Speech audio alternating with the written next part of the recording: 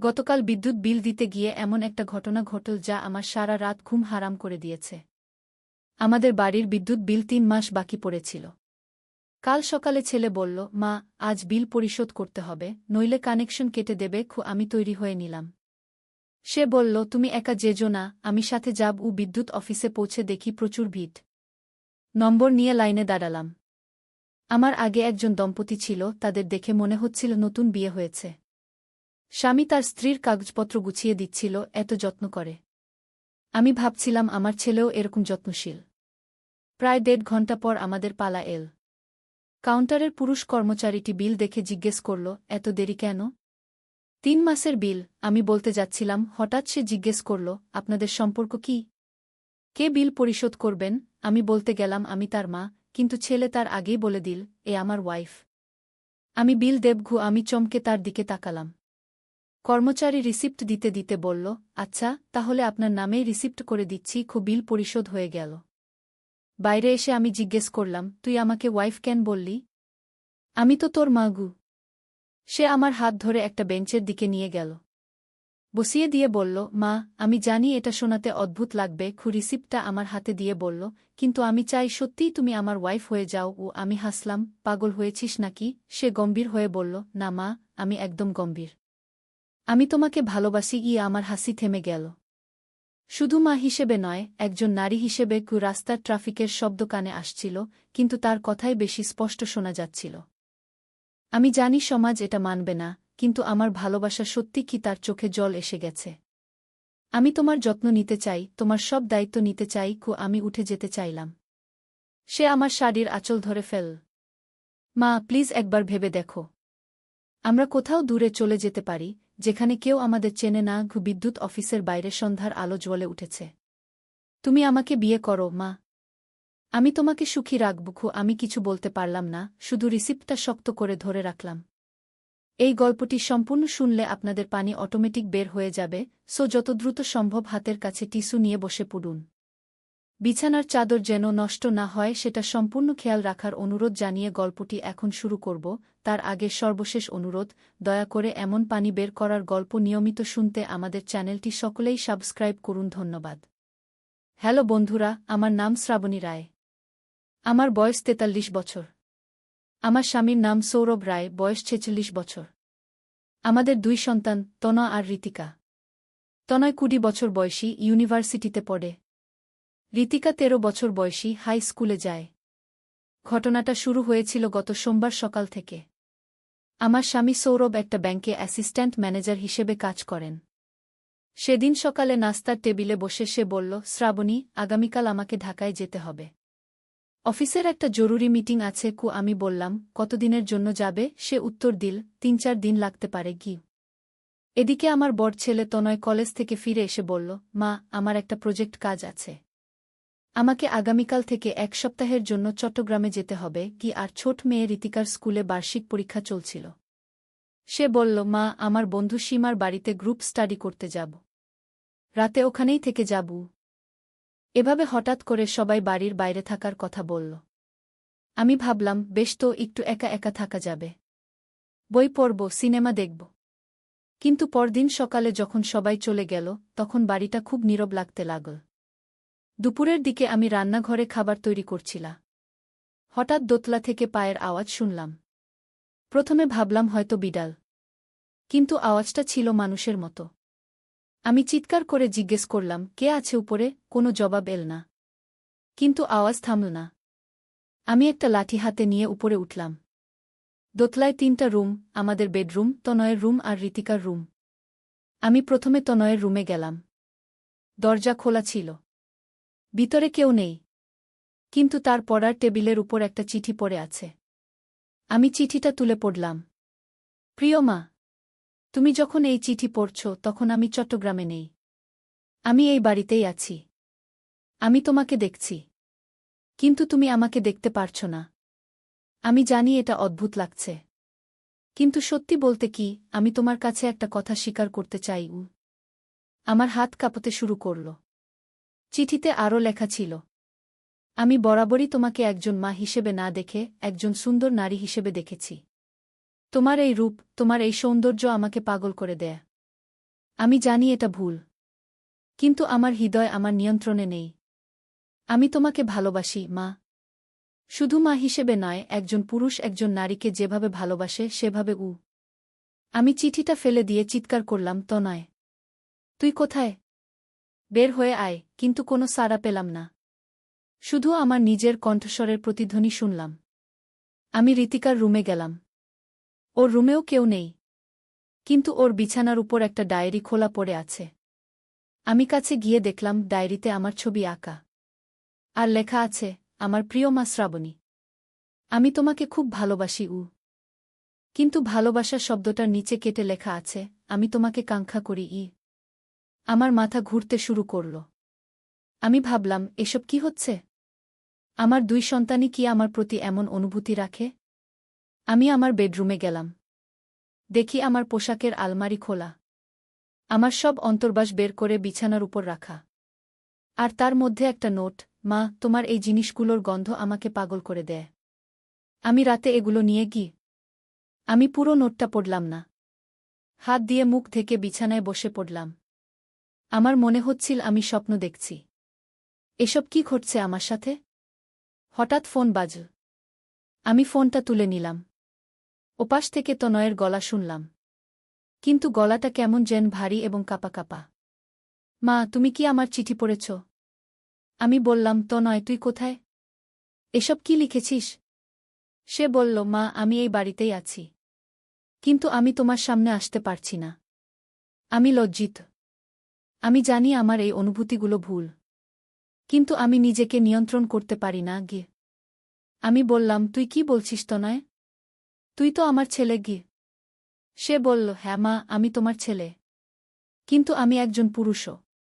আর তুমি একজন অসাধারণ সুন্দর নারী। প্রতিদিন তোমাকে দেখে, তোমার সাথে কথা বলে আমার ভিতরে যে অনুভূতি জন্মেছে সেটা আর চেপে রাখতে পারছি না। ফোনের লাইন কেটে গেল। আমি ফোনটা রেখে দিয়ে ভাবলাম, আমার কি করা উচিত? আমি কি পুলিশে খবর দেব? কিন্তু তনয় তো আমার নিজের সন্তান। সন্ধ্যার দিকে আবার ফোন বাজল। এবার ঋতিকার গলা। মা, তুমি আমার ডায়েরি দেখেছ? আমি বললাম, ঋতিকা, তুই কোথায়? এসব কি লিখেছিস তোর ডায়েরিতে? সে বলল, মা, আমি জানি আমি এখনো ছোট। কিন্তু আমি বুঝি। আমি বুঝি যে তুমি কতটা সুন্দর, কতটা আকর্ষণীয়। আমি রাতে শুয়ে শুয়ে তোমার কথা ভাবি। তোমার স্পর্শ কেমন হবে, তোমার ঠোঁট কেমন স্বাদের। আমি চিৎকার করে বললাম, ঋতিকা, তুই কি বলছিস? সে বলল, মা, আমি জানি এটা ভুল। কিন্তু আমি তোমাকে ভালোবাসি। আমি চাই তুমি আমার হয়ে যাও। শুধু আমার। ফোনের লাইন আবার কেটে গেল। রাতের বেলা আমি ঘুমাতে পারলাম না। মনে হচ্ছিল কেউ যেন আমাকে দেখছে। আমি উঠে জানালার পর্দা সরিয়ে বাইরে তাকালাম। অন্ধকারে কিছুই দেখতে পেলাম না। কিন্তু মনে হচ্ছিল কোথাও যেন কেউ লুকিয়ে আছে। মধ্যরাতে হঠাৎ আমার রুমের দরজায় টোকা পড়ল। আমি বললাম, কে? ওপাশ থেকে তনয়ের গলা, মা, আমি। দরজা খোলো। আমি বললাম, তনয়, তুই কি পাগল হয়ে গেছিস? তুই তো চট্টগ্রামে গেছিস। সে বলল, না মা, আমি এই বাড়িতেই আছি। আমি লুকিয়ে আছি। আমি তোমার কাছে আসতে চাই। তোমাকে স্পর্শ করতে চাই। আমি দরজায় খিল দিয়ে দিলাম। কিন্তু টোকা থামল না। আরও জোরে টোকা পড়তে লাগল। আর তার সাথে তনয়ের গলায় কান্নার আওয়াজ, মা, প্লিজ দরজা খোলো। আমি তোমার প্রয়োজন। আমি কিছু বলতে পারলাম না। কিভাবে বলব যে আমার নিজের সন্তানরাই আমার প্রতি এমন অনুভূতি রাখে? সৌরভ বলল, তুমি ঘাবড়ানোর কিছু নেই। তনয় আর ঋতিকা তো তোমার সাথে আছে। আমি বললাম, না, তারা বাড়িতে নেই। তনয় চট্টগ্রামে গেছে। ঋতিকা ওর বন্ধুর বাড়িতে। সৌরভ বলল, তাহলে তো আরও ভালো। তুমি একটু আরাম করো। আমি ফিরেই তোমাকে কোথাও ঘুরতে নিয়ে যাব। ফোনটা রেখে আমি ভাবলাম, আমি কি সত্যিই পাগল হয়ে যাচ্ছি? আমার সন্তানরা কি সত্যিই এমন? নাকি আমার মনের কোনো অসুখ হয়েছে? রাত ৮টার দিকে আবার দরজায় টোকা পড়ল। আমি জিজ্ঞেস করলাম, কে? এবার ঋতিকার গলা, মা, আমি। দরজা খোলো। আমি বললাম, ঋতিকা, তুই কখন ফিরলি? সে বলল, আমি ফিরি নাই মা। আমি এই বাড়িতেই লুকিয়েছিলাম। আমি তোমাকে দেখছিলাম। তোমার রূপে আমি মুগ্ধ হয়ে গেছি গু। আমি বললাম, ঋতিকা, তুই কি বলছিস? তুই তো আমার মেয়ে ঘে। সে বলল, হ্যাঁ মা, আমি তোমার মেয়ে। কিন্তু আমি বুঝে গেছি যে আমি তোমাকে একজন মা হিসেবে নয়, একজন নারী হিসেবে ভালোবাসি। আমি চাই তুমি শুধু আমার হয়ে থাকো গু। আমি আর সহ্য করতে পারলাম না। আমি চিৎকার করে বললাম, তোরা দুজনেই কি পাগল হয়ে গেছিস? আমি তোদের মা। হঠাৎ ঘরের ভিতর থেকে একটা হাসির আওয়াজ শুনলাম। আমি চমকে ঘুরে তাকালাম। দেখি আমার স্বামী সৌরভ বিছানায় বসে হাসছে। আমি অবাক হয়ে বললাম, সৌরভ, তুমি কখন এলে? তুমি তো ঢাকায় ছিলে গু। সে বলল, আমি কখনোই ঢাকায় যাইনি শ্রাবণী। আমি এই বাড়িতেই ছিলাম। লুকিয়েছিলাম গু। আমি বললাম, কেন? কেন তুমি এমনটা করলে? সে উঠে এসে আমার কাছে দাঁড়াল। তার চোখে একটা অদ্ভুত চাহনি। কারণ আমি তোমাকে পরীক্ষা করতে চেয়েছিলাম। আমি জানতে চেয়েছিলাম তুমি আমাদের সন্তানদের এই ধরনের প্রেমে কিভাবে সাড়া দেবে গু। আমি পেছনে সরে গেলাম। তুমি কি বলছো সৌরভ? সে বলল, শ্রাবণী, আমি দীর্ঘদিন ধরে লক্ষ্য করছিলাম যে তনয় আর ঋতিকা তোমার প্রতি স্বাভাবিক সন্তানের ভালোবাসা ছাড়িয়ে অন্য কিছু অনুভব করে। আমি তাদের কথাবার্তা, তাদের আচরণ দেখেছি। আর আজকে আমি এই নাটক সাজিয়ে নিশ্চিত হতে চেয়েছিলাম গু। আমার মাথা ঘুরছিল। মানে তনয় আর ঋতিকা সত্যিই গু? সৌরভ বলল, হ্যাঁ, তারা সত্যিই তোমার প্রতি এমন অনুভূতি রাখে। আর আমি তাদের সেই অনুভূতিকে কাজে লাগিয়ে আজকের এই নাটক সাজিয়েছি গু। ঠিক তখনই রুমের দরজা খুলে গেল। তনয় আর ঋতিকা একসাথে ঢুকল।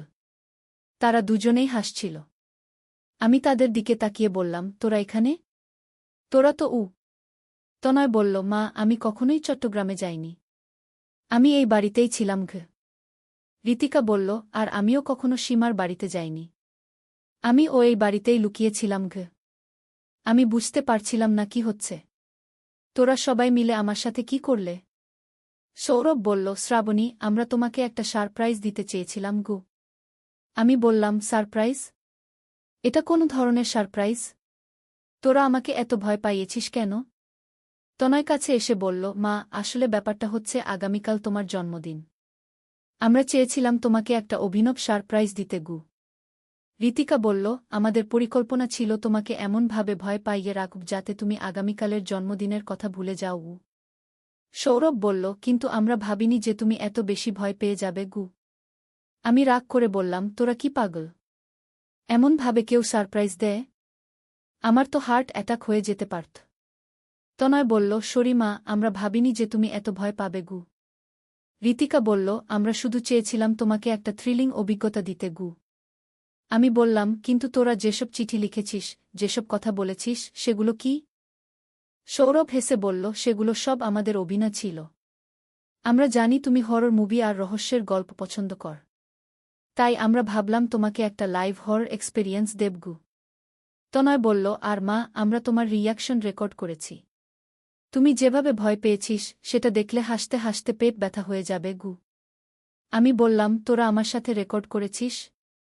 ঋতিকা বলল, হ্যাঁ মা, আমরা গোপনে ক্যামেরা লাগিয়েছিলাম। তোমার ভয় পাওয়ার দৃশ্যগুলো খুবই মজার হয়েছে গি। আমি রাগ করে বললাম, তোরা এত বড় শয়তানি করলি? আমি কত চিন্তায় ছিলাম গু। সৌরভ আমার কাছে এসে আমার হাত ধরল। শ্রাবণী, আমরা সত্যিই সরি। আমরা ভাবিনি যে তুমি এত বেশি ভয় পাবে গু। আমি বললাম, কিন্তু তোরা যেসব অশ্লীল কথা বলেছিস সেগুলো কেন বলেছিস? তনয় বলল, মা, আমরা জানতাম যে এই ধরনের কথাবার্তা তোমাকে সবচেয়ে বেশি অস্বস্তিতে ফেলবে। আমরা চেয়েছিলাম তুমি সত্যিকার অর্থে ভয় পাও। ঋতিকা বলল, আমরা কখনোই তোমার প্রতি এমন কোনো অনুভূতি রাখি না। আমরা তোমাকে শুধু একজন মা হিসেবেই ভালোবাসি। আমি একটু স্বস্তির নিঃশ্বাস ফেললাম। তাহলে তোদের সব কথাই মিথ্যা ছিল? সৌরভ বলল, হ্যাঁ, সব মিথ্যা। আমরা শুধু তোমাকে জন্মদিনের সারপ্রাইজ দিতে চেয়েছিলাম গু। তনয় বলল, মা, তুমি রাগ করো না। আগামীকাল তোমার জন্মদিনে আমরা তোমাকে সত্যিকারের একটা ভালো সারপ্রাইজ দেব গু। ঋতিকা বলল, আমরা তোমার জন্য একটা বড কেক অর্ডার করেছি। আর তোমার প্রিয় রেস্তোরাঁ ডিনারের বুকিং দিয়েছি গু। আমি বললাম, কিন্তু আমি এখনো কাঁপছি। তোরা আমাকে এত ভয় পাইয়েছিস। সৌরভ আমাকে জড়িয়ে ধরল। শ্রাবণী, আমি সত্যিই সরি। আমরা ভুল করেছি। আমরা তোমাকে এত ভয় পাওয়ানোর কথা ভাবিনি গিয়ে। আমি বললাম, আমি ভেবেছিলাম আমার পরিবার সত্যিই পাগল হয়ে গেছে গিয়ে। তনয় বলল, মা, আমরা পাগল হইনি। আমরা শুধু তোমাকে একটা অন্যরকম অভিজ্ঞতা দিতে চেয়েছিলাম গু। ঋতিকা বলল, কিন্তু আমরা বুঝতে পারিনি যে এই অভিজ্ঞতা তোমার জন্য এত ভয়ানক হবে গু। আমি বললাম, আচ্ছা, তোরা কিভাবে এই পুরো প্ল্যান করেছিলি? সৌরভ বলল, আমরা 2 সপ্তাহ ধরে এই প্ল্যান করেছি। আমি অফিসে ছুটি নিয়েছিলাম কিন্তু তোমাকে বলিনি গিয়ে। তনয় বলল, আর আমি কলেজে আমার বন্ধুদের বলে রেখেছিলাম যে আমি চট্টগ্রামে যাচ্ছি, যাতে কেউ তোমাকে আমার সম্পর্কে কিছু বলতে না পারে গি। ঋতিকা বলল, আর আমি সীমাকে বলে রেখেছিলাম যে আমি অসুস্থ, তাই স্কুলে যেতে পারব না গি। আমি বললাম, তোরা কত চালাক! সবকিছু এত নিখুঁতভাবে প্ল্যান করেছিলি উ। সৌরভ বলল, আমরা চেয়েছিলাম তোমাকে সত্যিকারের একটা সারপ্রাইজ দিতে। কিন্তু আমরা ভাবিনি যে তুমি এত বেশি ভয় পাবে গু। আমি বললাম, আমি গত 3 দিন ধরে একটা দুঃস্বপ্নে বেঁচেছিলাম গু। তনয় বলল, মা, আমরা সত্যিই দুঃখিত। আমরা এর জন্য তোমার ক্ষমা চাই উ। ঋতিকা বলল, আগামীকাল তোমার জন্মদিনে আমরা তোমাকে এর জন্য ক্ষতিপূরণ দেব গু। আমি হাসতে শুরু করলাম। রাগ আর ভয় কেটে গিয়ে এখন হাসি পাচ্ছিল। তোরা সত্যিই অসাধারণ। এমন একটা প্র্যাঙ্ক আমি জীবনে দেখিনি গিয়ে।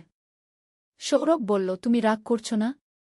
আমি বললাম, রাগ তো করছি, কিন্তু তোদের এই ক্রিয়েটিভিটি দেখে আমি গর্বিত। তোরা কত বুদ্ধি খাটিয়েছিস। তনয় বলল, মানে তুমি আমাদের মাফ করে দিলে? আমি বললাম, মাফ করে দিলাম, কিন্তু একটা শর্ত আছে গি। ঋতিকা বলল, কি শর্ত, মা? আমি বললাম, ভবিষ্যতে এমন কোনো প্র্যাঙ্ক করবি না যেটা আমার হার্ট অ্যাটাক হওয়ার মতো অবস্থা করে গি। সৌরভ হেসে বলল, প্রমিস। আমরা আর কখনো এমন কিছু করব না গি। তনয় বলল, মা, এখন আমরা কি তোমাকে সেই ভিডিও দেখাতে পারি যেটা আমরা রেকর্ড করেছি? আমি বললাম, ভিডিও? তোরা সত্যিই আমার রিয়াকশন রেকর্ড করেছিস? ঋতিকা বলল, হ্যাঁ মা। তুমি যখন চিৎকার করেছিলি তখনকার ভিডিও দেখলে তুমি নিজেই হেসে উঠবে গু। আমি বললাম, আচ্ছা, দেখাও। দেখি আমি কেমন দেখাচ্ছিলাম গু। সৌরভ তার ল্যাপটপ নিয়ে এল। আমরা সবাই মিলে বিছানায় বসলাম। সৌরভ ভিডিওটা চালু করল। ভিডিওতে দেখা যাচ্ছিল আমি কিভাবে তনয়ের চিঠি পড়ে চমকে উঠেছিলাম, কিভাবে চিৎকার করেছিলাম, কিভাবে ভয়ে কাঁপছিলাম। দেখতে দেখতে আমি নিজেই হাসতে শুরু করলাম। আরে, আমি তো সত্যিই খুব ভয় পেয়েছিলাম। তনয় বলল, মা, তুমি যখন আমার অন্তর্বাসের গন্ধ নিয়ে লেখা নোটটা দেখেছিলে তখন তোমার মুখের অভিব্যক্তি দেখো গু। আমি দেখলাম ভিডিওতে আমার মুখে কি ভয়ানক অভিব্যক্তি। আমি হাত দিয়ে মুখ ঢেকে ফেলেছিলাম। ঋতিকা বলল, আর মা, যখন তুমি আমার ডায়েরি দেখেছিলে তখন তুমি যেভাবে হায় ভগবান বলে চিৎকার করেছিলে সেটা খুব মজার উ। আমি বললাম, সত্যিই খুব মজার। কিন্তু সেই মুহূর্তে আমার কাছে একেবারেই মজার লাগেনি গিয়ে। সৌরভ বলল, শ্রাবণী, তুমি যখন ফোনে আমার সাথে কথা বলছিলে আর বলছিলে যে তোমার ভয় লাগছে, তখন আমার খুব কষ্ট হচ্ছিল। কিন্তু আমি প্ল্যান অনুযায়ী অভিনয় করে গেছি গু। আমি বললাম, তুমি খুব ভালো অভিনয় করেছিলে। আমি একটুও বুঝতে পারিনি যে তুমি বাড়িতেই আছো উই। তনয় বলল, মা, আমরা তোমাকে কখনো সত্যিকারের কোনো কষ্ট দিতে চাই না। আমরা শুধু তোমাকে একটা মজার অভিজ্ঞতা দিতে চেয়েছিলাম গু। ঋতিকা বলল, কিন্তু আমরা ভুল করেছি। আমরা ভাবিনি যে তুমি এত বেশি ভয় পাবে গু। আমি তাদের সবাইকে জড়িয়ে ধরলাম। আমি তোদের সবাইকে খুব ভালোবাসি। তোরা আমার জন্য এত কিছু করেছিস উ। সৌরভ বলল, আমরাও তোমাকে খুব ভালোবাসি শ্রাবণী গো। তনয় বলল, মা, আগামীকাল তোমার জন্মদিনটা আমরা খুব সুন্দর করে সাজাব উ। ঋতিকা বলল, আর আমরা তোমার প্রিয় খাবারগুলো বানাব গু। আমি বললাম, কিন্তু আমি একটা কথা জানতে চাই। তোরা এই পুরো প্ল্যানটা কিভাবে এত নিখুঁতভাবে করেছিলি? সৌরভ বলল, আমরা সবাই মিলে অনেক রাত জেগে এই প্ল্যান করেছি। প্রতিটা স্টেপ আগে থেকে ঠিক করে রেখেছিলাম গু। তনয় বলল, আমরা তোমার মানসিকতা বুঝে চিঠিগুলো লিখেছিলাম যাতে তুমি সবচেয়ে বেশি অস্বস্তি অনুভব করবু। ঋতিকা বলল, আর আমরা জানতাম যে তুমি একা থাকলে বেশি ভয় পাবে গু। আমি বললাম, তোরা সত্যিই খুব চালাক। আমি সম্পূর্ণভাবে তোদের ফাঁদে পড়ে গিয়েছিলাম গু। সৌরভ বলল, কিন্তু আমরা এটাও শিখেছি যে ভবিষ্যতে এমন প্র্যাঙ্ক না করাই ভালো গো। আমি বললাম, হ্যাঁ, এমন প্র্যাঙ্ক আর করবি না। তবে আমি স্বীকার করতে হবে যে তোদের এই ক্রিয়েটিভিটি আমাকে অভিভূত করেছে গি। তনয় বলল, মা, আমরা তোমাকে কখনো কষ্ট দিতে চাই না। আমরা তোমাকে ভালোবাসি। ঋতিকা বলল, আর আমরা সবসময় তোমার পাশে থাকব। আমি হাসতে হাসতে বললাম, তোরা আমার সোনার টুকরো। আমার এমন পরিবার আছে বলে আমি গর্বিত। আর এইভাবেই শেষ হল আমার জীবনের সবচেয়ে ভয়ানক কিন্তু মজার 3টি দিন, যেটা আমি কখনোই ভুলব না। এই গল্পের মাধ্যমে আমি বুঝলাম যে আমার পরিবারের সদস্যরা আমার জন্য কতটা ভালোবাসা আর যত্ন রাখে। তারা আমাকে একটা অভিনব অভিজ্ঞতা দেওয়ার জন্য এত কিছু করেছে। যদিও প্রক্রিয়াটা খুব ভয়ানক ছিল, কিন্তু শেষ পর্যন্ত সবকিছু ভালোই হল। আর আমার জন্মদিনটাও খুব সুন্দর কাটল। এখন যখনই আমরা এই ঘটনার কথা মনে করি, তখনই হাসতে হাসতে পেট ব্যথা হয়ে যায়। আর আমি বুঝতে পারি যে আমার পরিবার কতটা বিশেষ। তোমাদের পরিবারেও নিশ্চয়ই এমন অনেক মজার ঘটনা ঘটে। আর যদি কেউ তোমাদের সাথে এমন প্র্যাঙ্ক করে, তাহলে ভয় পেজো না। হয়তো সেটাও কোনো সুন্দর সারপ্রাইজের অংশ। আজকের মতো এখানেই শেষ। আশা করি তোমাদের আমার গল্পটি ভালো লেগেছে। আগামী পর্বে আরও একটি নতুন রহস্যময় গল্প নিয়ে হাজির হব। সবাই ভালো থেকো। আল্লাহর রহমত ও মানুষের ধৈর্যের গল্প। প্রথম অধ্যায়, পরীক্ষার শুরু। অনেক দিন আগের কথা। এক ছোট্ট শহরে একটি পরিবার বাস করত। পিতা ছিলেন একজন সৎ ব্যবসায়ী, মা ছিলেন অত্যন্ত ধার্মিক, আর তাদের 2 সন্তান, একটি ছেলে ও একটি মেয়ে। এই পরিবারটি তাদের ধর্মীয় দায়িত্ব যথাযথভাবে পালন করত এবং সবসময় মানুষের উপকার করার চেষ্টা করত। পিতা প্রতিদিন সকালে ফজরের নামাজ পড়ে দোকানে যেতেন। তার দোকানে কাপড়ের ব্যবসা ছিল। কিন্তু তিনি কখনো মিথ্যা কথা বলতেন না, কম দামে ভালো কাপড় দিতেন এবং গরিব মানুষদের বাকিতেও কাপড় দিতেন। মা সংসারের কাজ করতেন এবং পাড়ার অন্যান্য মহিলাদের ইসলামী শিক্ষা দিতেন। একদিন আল্লাহ তাআলা এই পরিবারকে পরীক্ষা করার সিদ্ধান্ত নিলেন। পিতার ব্যবসায় হঠাৎ করে লোকসান হতে শুরু করল। একে একে তার পুরানো গ্রাহকরা অন্য দোকান থেকে কিনতে শুরু করল। কিছু মানুষ তার কাছ থেকে বাকিতে কাপড় নিয়ে টাকা দিল না। প্রথমে পরিবারের সবাই ভেবেছিল এটা সাময়িক সমস্যা। কিন্তু দিন যেতে থাকল, আর অবস্থা খারাপ হতে থাকল। তবুও পিতা তার সততা ও ঈমান হারালেন না। তিনি বললেন, আল্লাহ আমাদের পরীক্ষা নিচ্ছেন। আমরা ধৈর্য ধরব এবং তার উপর ভরসা রাখব। মা পরিবারের খরচ কমিয়ে দিলেন। তারা আগের মতো ভালো খাবার খেতে পারতেন না, কিন্তু তবুও প্রতিদিন নামাজ পড়তেন এবং কোরআন তেলাওয়াত করতেন। সন্তানরাও বুঝতে পারল যে তাদের পরিবারের কঠিন সময় চলছে, কিন্তু তারা কখনো অভিযোগ করল না। দ্বিতীয় অধ্যায়, আরও বড় পরীক্ষা। কয়েক মাস পর পরিবারের আর্থিক অবস্থা আরও খারাপ হয়ে গেল। পিতাকে তার দোকান বন্ধ করে দিতে হল। তিনি কাজের খোঁজে বিভিন্ন জায়গায় গেলেন, কিন্তু কোথাও ভালো কাজ পেলেন না। যেটুকু কাজ পেতেন তার মজুরি খুবই কম ছিল। এদিকে মায়ের শরীর খারাপ হতে শুরু করল। প্রথমে সামান্য অসুস্থতা মনে হলেও পরে বোঝা গেল এটা একটা গুরুতর রোগ। ডাক্তার বললেন চিকিৎসার জন্য অনেক টাকার প্রয়োজন হবে। কিন্তু পরিবারের কাছে সেই টাকা ছিল না। পিতা খুব চিন্তিত হয়ে পড়লেন। একদিকে স্ত্রীর চিকিৎসার জন্য টাকা দরকার, অন্যদিকে দৈনন্দিন খরচ চালানোও কঠিন হয়ে পড়েছে। তিনি কয়েকজন আত্মীয় ও পরিচিতদের কাছে সাহায্যের জন্য গেলেন, কিন্তু সবাই একটা না একটা অজুহাত দেখিয়ে সাহায্য করতে অস্বীকার করল। একদিন রাতে পিতা দীর্ঘ সময় ধরে দোয়া করলেন। তিনি আল্লাহর কাছে কান্নাকাটি করে বললেন, হে আল্লাহ, আমি জানি আপনি আমার প্রতিটি অবস্থা সম্পর্কে অবগত। আমি আপনার উপর পূর্ণ ভরসা রাখছি। আপনি আমার স্ত্রীকে সুস্থ করে দিন এবং আমাদের এই কঠিন সময় থেকে উদ্ধার করুন গ। মা যদিও অসুস্থ ছিলেন, তবুও তিনি পরিবারের সবার মনোবল বাড়িয়ে রাখার চেষ্টা করতেন। তিনি বলতেন, আল্লাহ আমাদের যে পরিমাণ কষ্ট দিচ্ছেন, তার চেয়ে বেশি শক্তিও দিয়েছেন সেই কষ্ট সহ্য করার জন্য। আমরা হতাশ হব না গে। তৃতীয় অধ্যায়, অপ্রত্যাশিত সাহায্য। একদিন পিতা কাজের সন্ধানে শহরের অন্য প্রান্তে গিয়েছিলেন। ফেরার পথে তিনি দেখলেন একজন বৃদ্ধ লোক রাস্তার পাশে পড়ে আছেন এবং তার খুব কষ্ট হচ্ছে। পিতা তার নিজের সমস্যার কথা ভুলে গিয়ে বৃদ্ধকে সাহায্য করার জন্য এগিয়ে গেলেন। বৃদ্ধ লোকটি খুবই অসুস্থ ছিলেন। পিতা তাকে হাসপাতালে নিয়ে গেলেন এবং নিজের পকেটের শেষ টাকা দিয়ে তার প্রাথমিক চিকিৎসার ব্যবস্থা করলেন। বৃদ্ধ লোকটি সুস্থ হয়ে উঠলে তিনি পিতাকে ধন্যবাদ জানালেন এবং তার ঠিকানা নিয়ে বললেন যে তিনি পিতার এই উপকারের কথা কখনো ভুলবেন না। কয়েকদিন পর বৃদ্ধ লোকটি পিতার বাড়িতে এলেন। তিনি জানালেন যে তিনি একটি বড় কোম্পানির মালিক এবং তিনি পিতাকে একটি ভালো চাকরি দিতে চান। পিতা প্রথমে বিশ্বাস করতে পারলেন না, কিন্তু বৃদ্ধ লোকটি সত্যিই তাকে একটি সম্মানজনক পদে চাকরি দিলেন। নতুন চাকরি পাওয়ার পর পিতার আয় আগের চেয়ে অনেক বেশি হয়ে গেল। তিনি তার স্ত্রীর চিকিৎসার ব্যবস্থা করতে পারলেন। ধীরে ধীরে মা সুস্থ হয়ে উঠতে শুরু করলেন। পরিবারের সবাই আল্লাহর শুকরিয়া আদায় করল। তারা বুঝতে পারল যে আল্লাহ তাদের পরীক্ষা নিয়েছিলেন এবং তাদের ধৈর্য ও বিশ্বাসের পুরস্কার দিয়েছেন। চতুর্থ অধ্যায়, জীবনের নতুন শিক্ষা।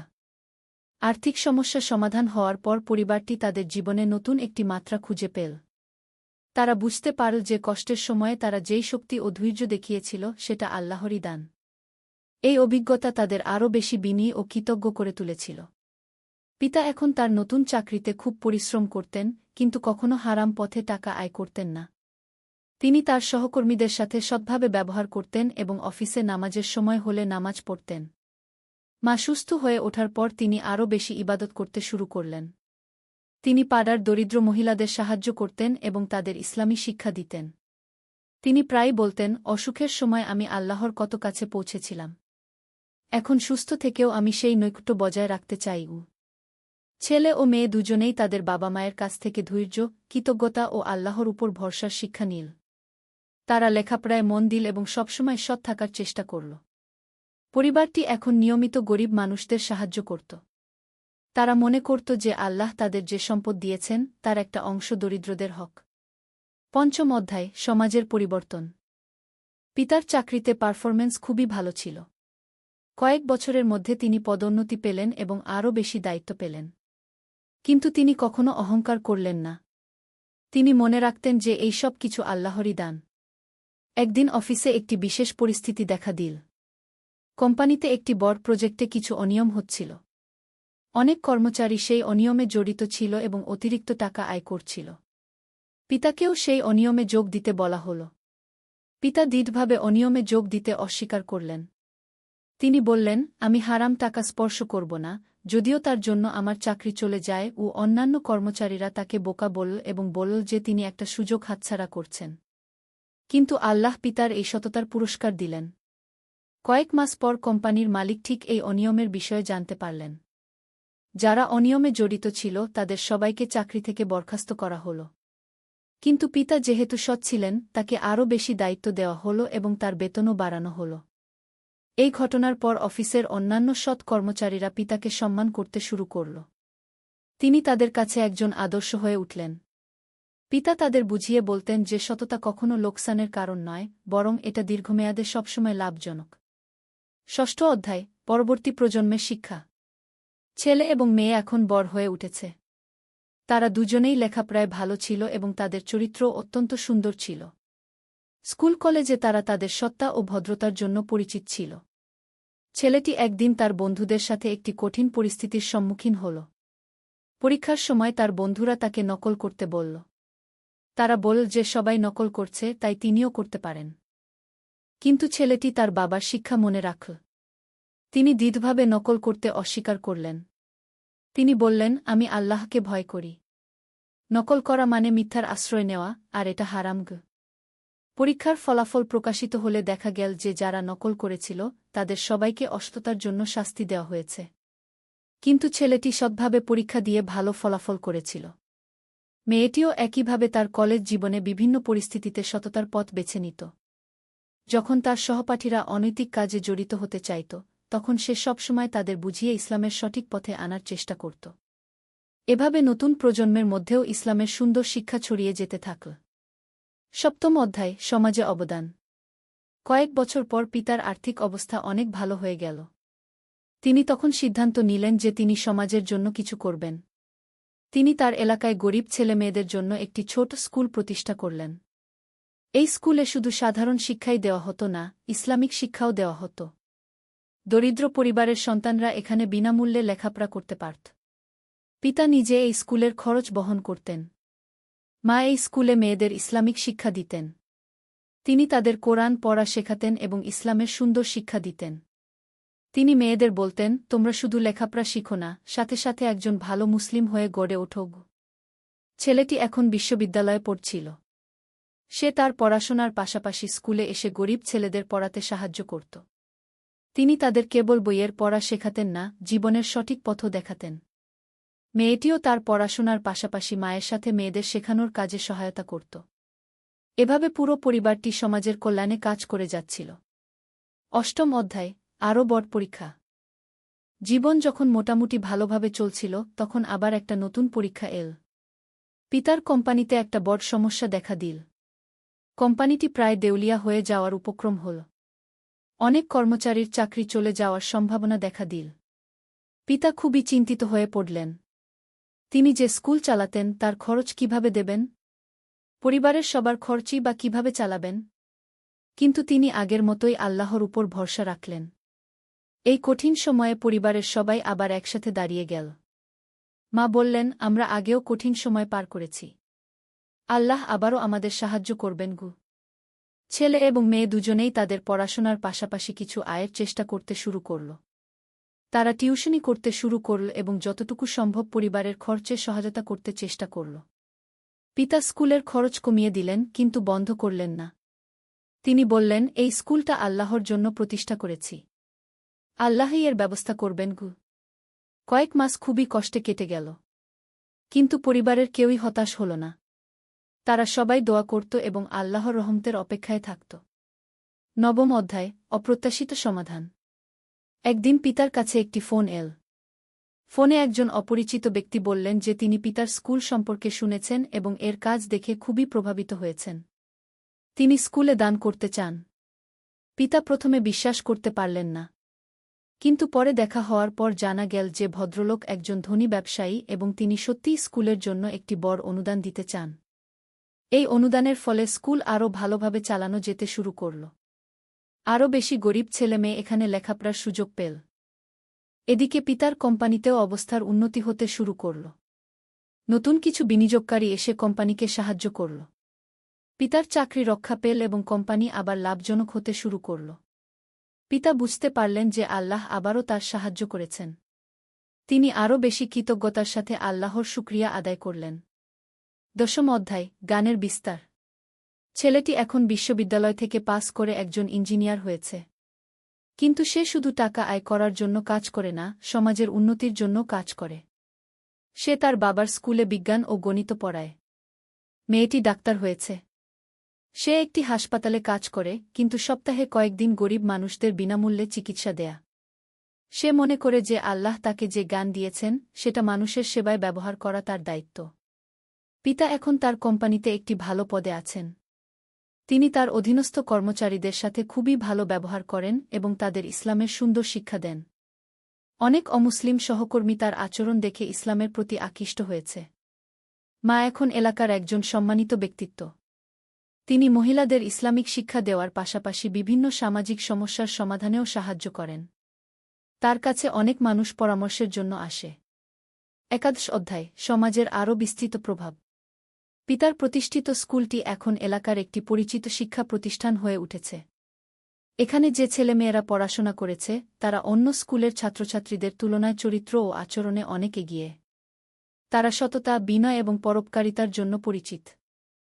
একদিন স্থানীয় একজন সরকারি কর্মকর্তা এই স্কুল পরিদর্শনে এলেন। তিনি স্কুলের শিক্ষা ব্যবস্থা ও ছাত্রছাত্রীদের আচরণ দেখে মুগ্ধ হলেন। তিনি পিতাকে বললেন যে সরকার এরকম আদর্শ শিক্ষা প্রতিষ্ঠানকে সহায়তা করতে চায়। এই সরকারি সহায়তার ফলে স্কুলটি আরও বড় হল। আরও বেশি শিক্ষক নিয়োগ দেওয়া হল এবং আরও বেশি ছাত্রছাত্রী ভর্তি হওয়ার সুযোগ পেল। কিন্তু সবচেয়ে গুরুত্বপূর্ণ বিষয় হল স্কুলের মূল উদ্দেশ্য অর্থাৎ ইসলামিক মূল্যবোধ ভিত্তিক শিক্ষা অক্ষুণ্ণ রইল। ছেলেটি এখন একজন সফল ইঞ্জিনিয়ার হিসেবে নিজের ক্যারিয়ার গড়ে তুলেছে। কিন্তু তার সফলতা তাকে অহংকারী করেনি। সে এখন তার এলাকায় একটি টেকনিক্যাল ইনস্টিটিউট প্রতিষ্ঠার পরিকল্পনা করছে যেখানে গরিব ছেলেমেয়েরা কারিগরি শিক্ষা নিতে পারবে। মেয়েটি ডাক্তার হিসেবে দারুণ সুনাম অর্জন করেছে। কিন্তু তার সবচেয়ে বড় পরিচয় হল তার মানবিকতা। সে গরিব রোগীদের বিনামূল্যে চিকিৎসা দেয় এবং প্রয়োজনে ওষুধের টাকাও দিয়ে দেয়। অনেক মানুষ তাকে ফেরেশতার সাথে তুলনা করে। দ্বাদশ অধ্যায়, নতুন প্রজন্মের দায়িত্ব। ছেলেটি এবং মেয়েটি এখন বিবাহযোগ্য বয়সে পৌঁছেছে। তাদের বাবা মা তাদের জন্য এমন জীবনসঙ্গী খুঁজে দিতে চান যারা ইসলামিক মূল্যবোধে বিশ্বাসী এবং দিনদার। ছেলেটির বিয়ে হল এমন এক মেয়ের সাথে যে নিজেও একজন শিক্ষিত এবং ধর্মভীরু। তাদের দুজনের স্বপ্ন হল একটি আদর্শ ইসলামিক পরিবার গড়ে তোলা এবং সমাজের সেবা করা। মেয়েটির বিয়ে হল একজন ধার্মিক ডাক্তারের সাথে। তারা দুজনে মিলে একটি চ্যারিটি ক্লিনিক খোলার পরিকল্পনা করছে, যেখানে দরিদ্র মানুষজন বিনামূল্যে চিকিৎসা পাবে। এভাবে নতুন প্রজন্ম তাদের পূর্বপুরুষদের আদর্শ অনুসরণ করে এগিয়ে চলেছে। তারা বুঝেছে যে জীবনের প্রকৃত সফলতা কেবল অর্থসম্পদে নয়, বরং আল্লাহর সন্তুষ্টি অর্জন এবং মানুষের কল্যাণ করায়। 13 অধ্যায়, পরবর্তী প্রজন্মের জন্মে। কয়েক বছর পর ছেলেটি ও তার স্ত্রীর একটি সন্তান হল। মেয়েটি ও তার স্বামীরও সন্তান হল। এখন পরিবারে নতুন একটি প্রজন্মের আগমন ঘটেছে। পিতা এবং মা এখন দাদা-দাদি হয়েছেন। তারা তাদের নাতি-নাতনীদের শৈশব থেকেই ইসলামের সুন্দর শিক্ষা দিতে শুরু করেছেন। ছোট্ট শিশুদের কাছে তারা আল্লাহ, রাসূল, এবং ইসলামের গল্প বলেন। দাদা নাতি-নাতনীদের বলেন, দেখো বাবারা, জীবনে অনেক কঠিন সময় আসবে। কিন্তু তোমরা যদি আল্লাহর উপর ভরসা রাখো এবং সততার পথে চলো, তাহলে আল্লাহ তোমাদের সাহায্য করবেন। আমাদের পরিবার এভাবেই এগিয়ে এসেছে। দাদি তাদের নামাজ, দোয়া এবং কোরআন তেলাওয়াত শেখান। তিনি তাদের বলেন, তোমরা শুধু পড়াশোনা করে বড় হবে না, একজন ভালো মুসলিম হয়ে বড় হবে। ছেলেটি এখন তার বাবার স্কুলে আরও বেশি সময় দেয়া। সে স্কুলের প্রশাসনিক দায়িত্ব নিয়েছে এবং শিক্ষার মান আরও উন্নত করার চেষ্টা করছে। মেয়েটি তার চিকিৎসা সেবার পাশাপাশি মহিলাদের স্বাস্থ্য সচেতনতা নিয়ে কাজ করছে। সে নিয়মিত বিনামূল্যে স্বাস্থ্য ক্যাম্প আয়োজন করে। 14 অধ্যায়, আল্লাহর অসীম রহমত। বছরের পর বছর কেটে গেছে। পিতা এবং মা এখন বয়স্ক হয়েছেন। তাদের চুল সাদা হয়ে গেছে, কিন্তু তাদের ঈমান আরও দৃঢ় হয়েছে। তারা প্রতিদিন আল্লাহর শুকরিয়া আদায় করেন। একদিন পিতা তার পরিবারের সবাইকে ডেকে বললেন, আমি আল্লাহর কাছে কৃতজ্ঞ যে তিনি আমাদের এত কিছু দিয়েছেন। আমরা যখন কঠিন সময়ে ছিলাম, তখনও তিনি আমাদের ছেড়ে যাননি। আর এখন যখন আমরা ভালো আছি, তখন আমাদের দায়িত্ব হল অন্য মানুষের সাহায্য করা। পরিবারের সবাই তার কথায় সহমত প্রকাশ করল। তারা ঠিক করল যে তারা আরও বেশি দান খয়রাত করবে এবং সমাজের দুস্থ মানুষদের পাশে থাকবে। পিতার স্কুল এখন একটি বিখ্যাত শিক্ষা প্রতিষ্ঠান হয়ে উঠেছে। এখানে অনেক দূর থেকে ছেলেমেয়েরা পড়তে আসে। স্কুলের প্রাক্তন ছাত্রছাত্রীরা এখন সমাজের বিভিন্ন ক্ষেত্রে প্রতিষ্ঠিত এবং তারা সবাই তাদের আদর্শ ও চরিত্রের জন্য পরিচিত। ছেলেটির প্রতিষ্ঠিত টেকনিক্যাল ইনস্টিটিউট থেকে এখন অনেক দক্ষ কারিগর তৈরি হচ্ছে। এই কারিগররা দেশের অর্থনৈতিক উন্নতিতে অবদান রাখছে। মেয়েটির চ্যারিটি ক্লিনিক এখন এলাকার গরিব মানুষদের একমাত্র ভরসা। সে যেই মানবিক সেবা করে যাচ্ছে, তার জন্য সে সবার প্রশংসা পেয়েছে। 15 অধ্যায়, জীবনের শেষ অধ্যায়। অনেক বছর পর পিতা অসুস্থ হয়ে পড়লেন। ডাক্তাররা বললেন যে তার বয়স হয়েছে এবং তার শরীর আর আগের মতো নেই। কিন্তু পিতা মোটেও ভয় পেলেন না। তিনি বললেন, আমি আল্লাহর কাছে ফিরে যাওয়ার জন্য প্রস্তুত। আমি যা করার ছিল সেটা করে ফেলেছি। তার শেষ দিনগুলোতে পিতা সবসময় আল্লাহর জিকির করতেন এবং কোরআন তেলাওয়াত শুনতেন। তিনি তার সন্তানদের বললেন, তোমরা যে পথে চলেছ সেই পথেই চলতে থাকো। আল্লাহর উপর ভরসা রাখো এবং মানুষের সেবা করো। পিতা শান্তিতে ইন্তেকাল করলেন। তার জানাজায় হাজার হাজার মানুষ অংশগ্রহণ করল। যারা তাকে চিনত তারা সবাই বলল যে তিনি একজন আদর্শ মুসলিম ছিলেন। কয়েক বছর পর মাও ইন্তেকাল করলেন। তিনিও তার শেষ মুহূর্তে শান্তিতে ছিলেন এবং আল্লাহর নাম জপ করতে করতে দুনিয়া ত্যাগ করলেন। 16 অধ্যায়, উত্তরাধিকারের ধারাবাহিকতা। বাবা মায়ের মৃত্যুর পর ছেলে ও মেয়ে তাদের কাজ অব্যাহত রাখল। তারা বুঝল যে এখন তাদের উপর দায়িত্ব পড়েছে বাবা মায়ের আদর্শ এগিয়ে নিয়ে যাওয়ার। স্কুল এবং সমাজসেবার কাজ আগের মতোই চলতে থাকল। ছেলে এবং মেয়ে দুজনেই তাদের সন্তানদের সেই একই মূল্যবোধ শেখাতে শুরু করল যা তারা তাদের বাবা মায়ের কাছ থেকে শিখেছিল। এখন তৃতীয় প্রজন্মের সন্তানরা বড় হচ্ছে। তাদেরও একই রকম চরিত্র ও আদর্শ। তারা পড়াশোনায় ভালো এবং সাথে সাথে ধার্মিক এবং মানুষের প্রতি দয়ালু। পুরো এলাকায় এই পরিবারের প্রভাব ছড়িয়ে গেছে। অনেক পরিবার এদের আদর্শ অনুসরণ করার চেষ্টা করছে। সততা, ধৈর্য এবং পরোপকারিতার মূল্যবোধ সমাজে আরও বেশি করে প্রতিষ্ঠিত হচ্ছে। 17 অধ্যায়, শিক্ষা ও দীক্ষার বিস্তার। চতুর্থ প্রজন্ম এখন যুব বয়সে পৌঁছেছে। তারা দেখছে যে তাদের পূর্বপুরুষদের প্রতিষ্ঠিত আদর্শগুলো এখনও সমান প্রাসঙ্গিক এবং কার্যকর। তারা এই আদর্শগুলোকে আধুনিক যুগের চ্যালেঞ্জের সাথে মানিয়ে নেওয়ার চেষ্টা করছে। তাদের মধ্যে কেউ ইঞ্জিনিয়ার হয়েছে, কেউ ডাক্তার, কেউ শিক্ষক, কেউ ব্যবসায়ী। কিন্তু তাদের সবার একটি মূল বিশ্বাস, আল্লাহর উপর ভরসা এবং মানুষের সেবা। এই প্রজন্ম এখন ইন্টারনেট এবং সোশ্যাল মিডিয়ার মাধ্যমে তাদের আদর্শ ছড়িয়ে দিচ্ছে। তারা অনলাইনে ইসলামিক শিক্ষা দিচ্ছে এবং মানুষকে সঠিক পথ দেখানোর চেষ্টা করছে। তারা প্রযুক্তির ইতিবাচক ব্যবহার করে শিক্ষা ও সমাজসেবার ক্ষেত্রে নতুন নতুন উদ্যোগ নিচ্ছে। কিন্তু তাদের মূল ভিত্তি এখনও একই, ইসলামের শাশ্বত মূল্যবোধ। অষ্টাদশ অধ্যায়, কালের পরিক্রমায় অটুট থাকা। দশকের পর দশক কেটে গেছে। পৃথিবী অনেক পরিবর্তন হয়েছে। নতুন নতুন প্রযুক্তি এসেছে, সমাজ পাল্টেছে, কিন্তু এই পরিবারের মূল মূল্যবোধ অপরিবর্তিত রয়ে গেছে। এখন পঞ্চম প্রজন্ম বেড়ে উঠছে। তারা তাদের পূর্বপুরুষদের গল্প শুনে বড় হয়েছে। তারা জানে কিভাবে তাদের এই পরিবার কঠিন সময় পার করে আজকের অবস্থানে পৌঁছেছে। প্রতিটি প্রজন্ম তাদের নিজস্ব চ্যালেঞ্জের মুখোমুখি হয়েছে, কিন্তু তারা সবসময় আল্লাহর উপর ভরসা রেখে এবং তাদের পূর্বপুরুষদের আদর্শ অনুসরণ করে সেই চ্যালেঞ্জ অতিক্রম করেছে। আজও সেই প্রথম প্রতিষ্ঠিত স্কুল চালু আছে। এখন এটি একটি বড় শিক্ষা প্রতিষ্ঠানে পরিণত হয়েছে। হাজার হাজার ছাত্রছাত্রী এখানে পড়াশোনা করেছে এবং তারা সবাই সমাজের বিভিন্ন ক্ষেত্রে অবদান রাখছে। ঊনবিংশ অধ্যায়, চিরন্তন বার্তা। এই দীর্ঘ গল্পের শেষে এসে আমরা একটি বিষয় স্পষ্ট দেখতে পাই। আল্লাহ যাদের পরীক্ষা করেন তাদের সাহায্যও করেন। যারা ধৈর্য ধরে এবং আল্লাহর উপর ভরসা রাখে, আল্লাহ তাদের কখনো হতাশ করেন না। এই পরিবারের গল্প আমাদের শেখায় যে জীবনে সুখ দুঃখ উত্থানপতন আসতেই থাকে। কিন্তু যারা সৎ থাকে, নামাজ কালাম ছাড়ে না এবং মানুষের উপকার করে, আল্লাহ তাদের উপর সন্তুষ্ট থাকেন।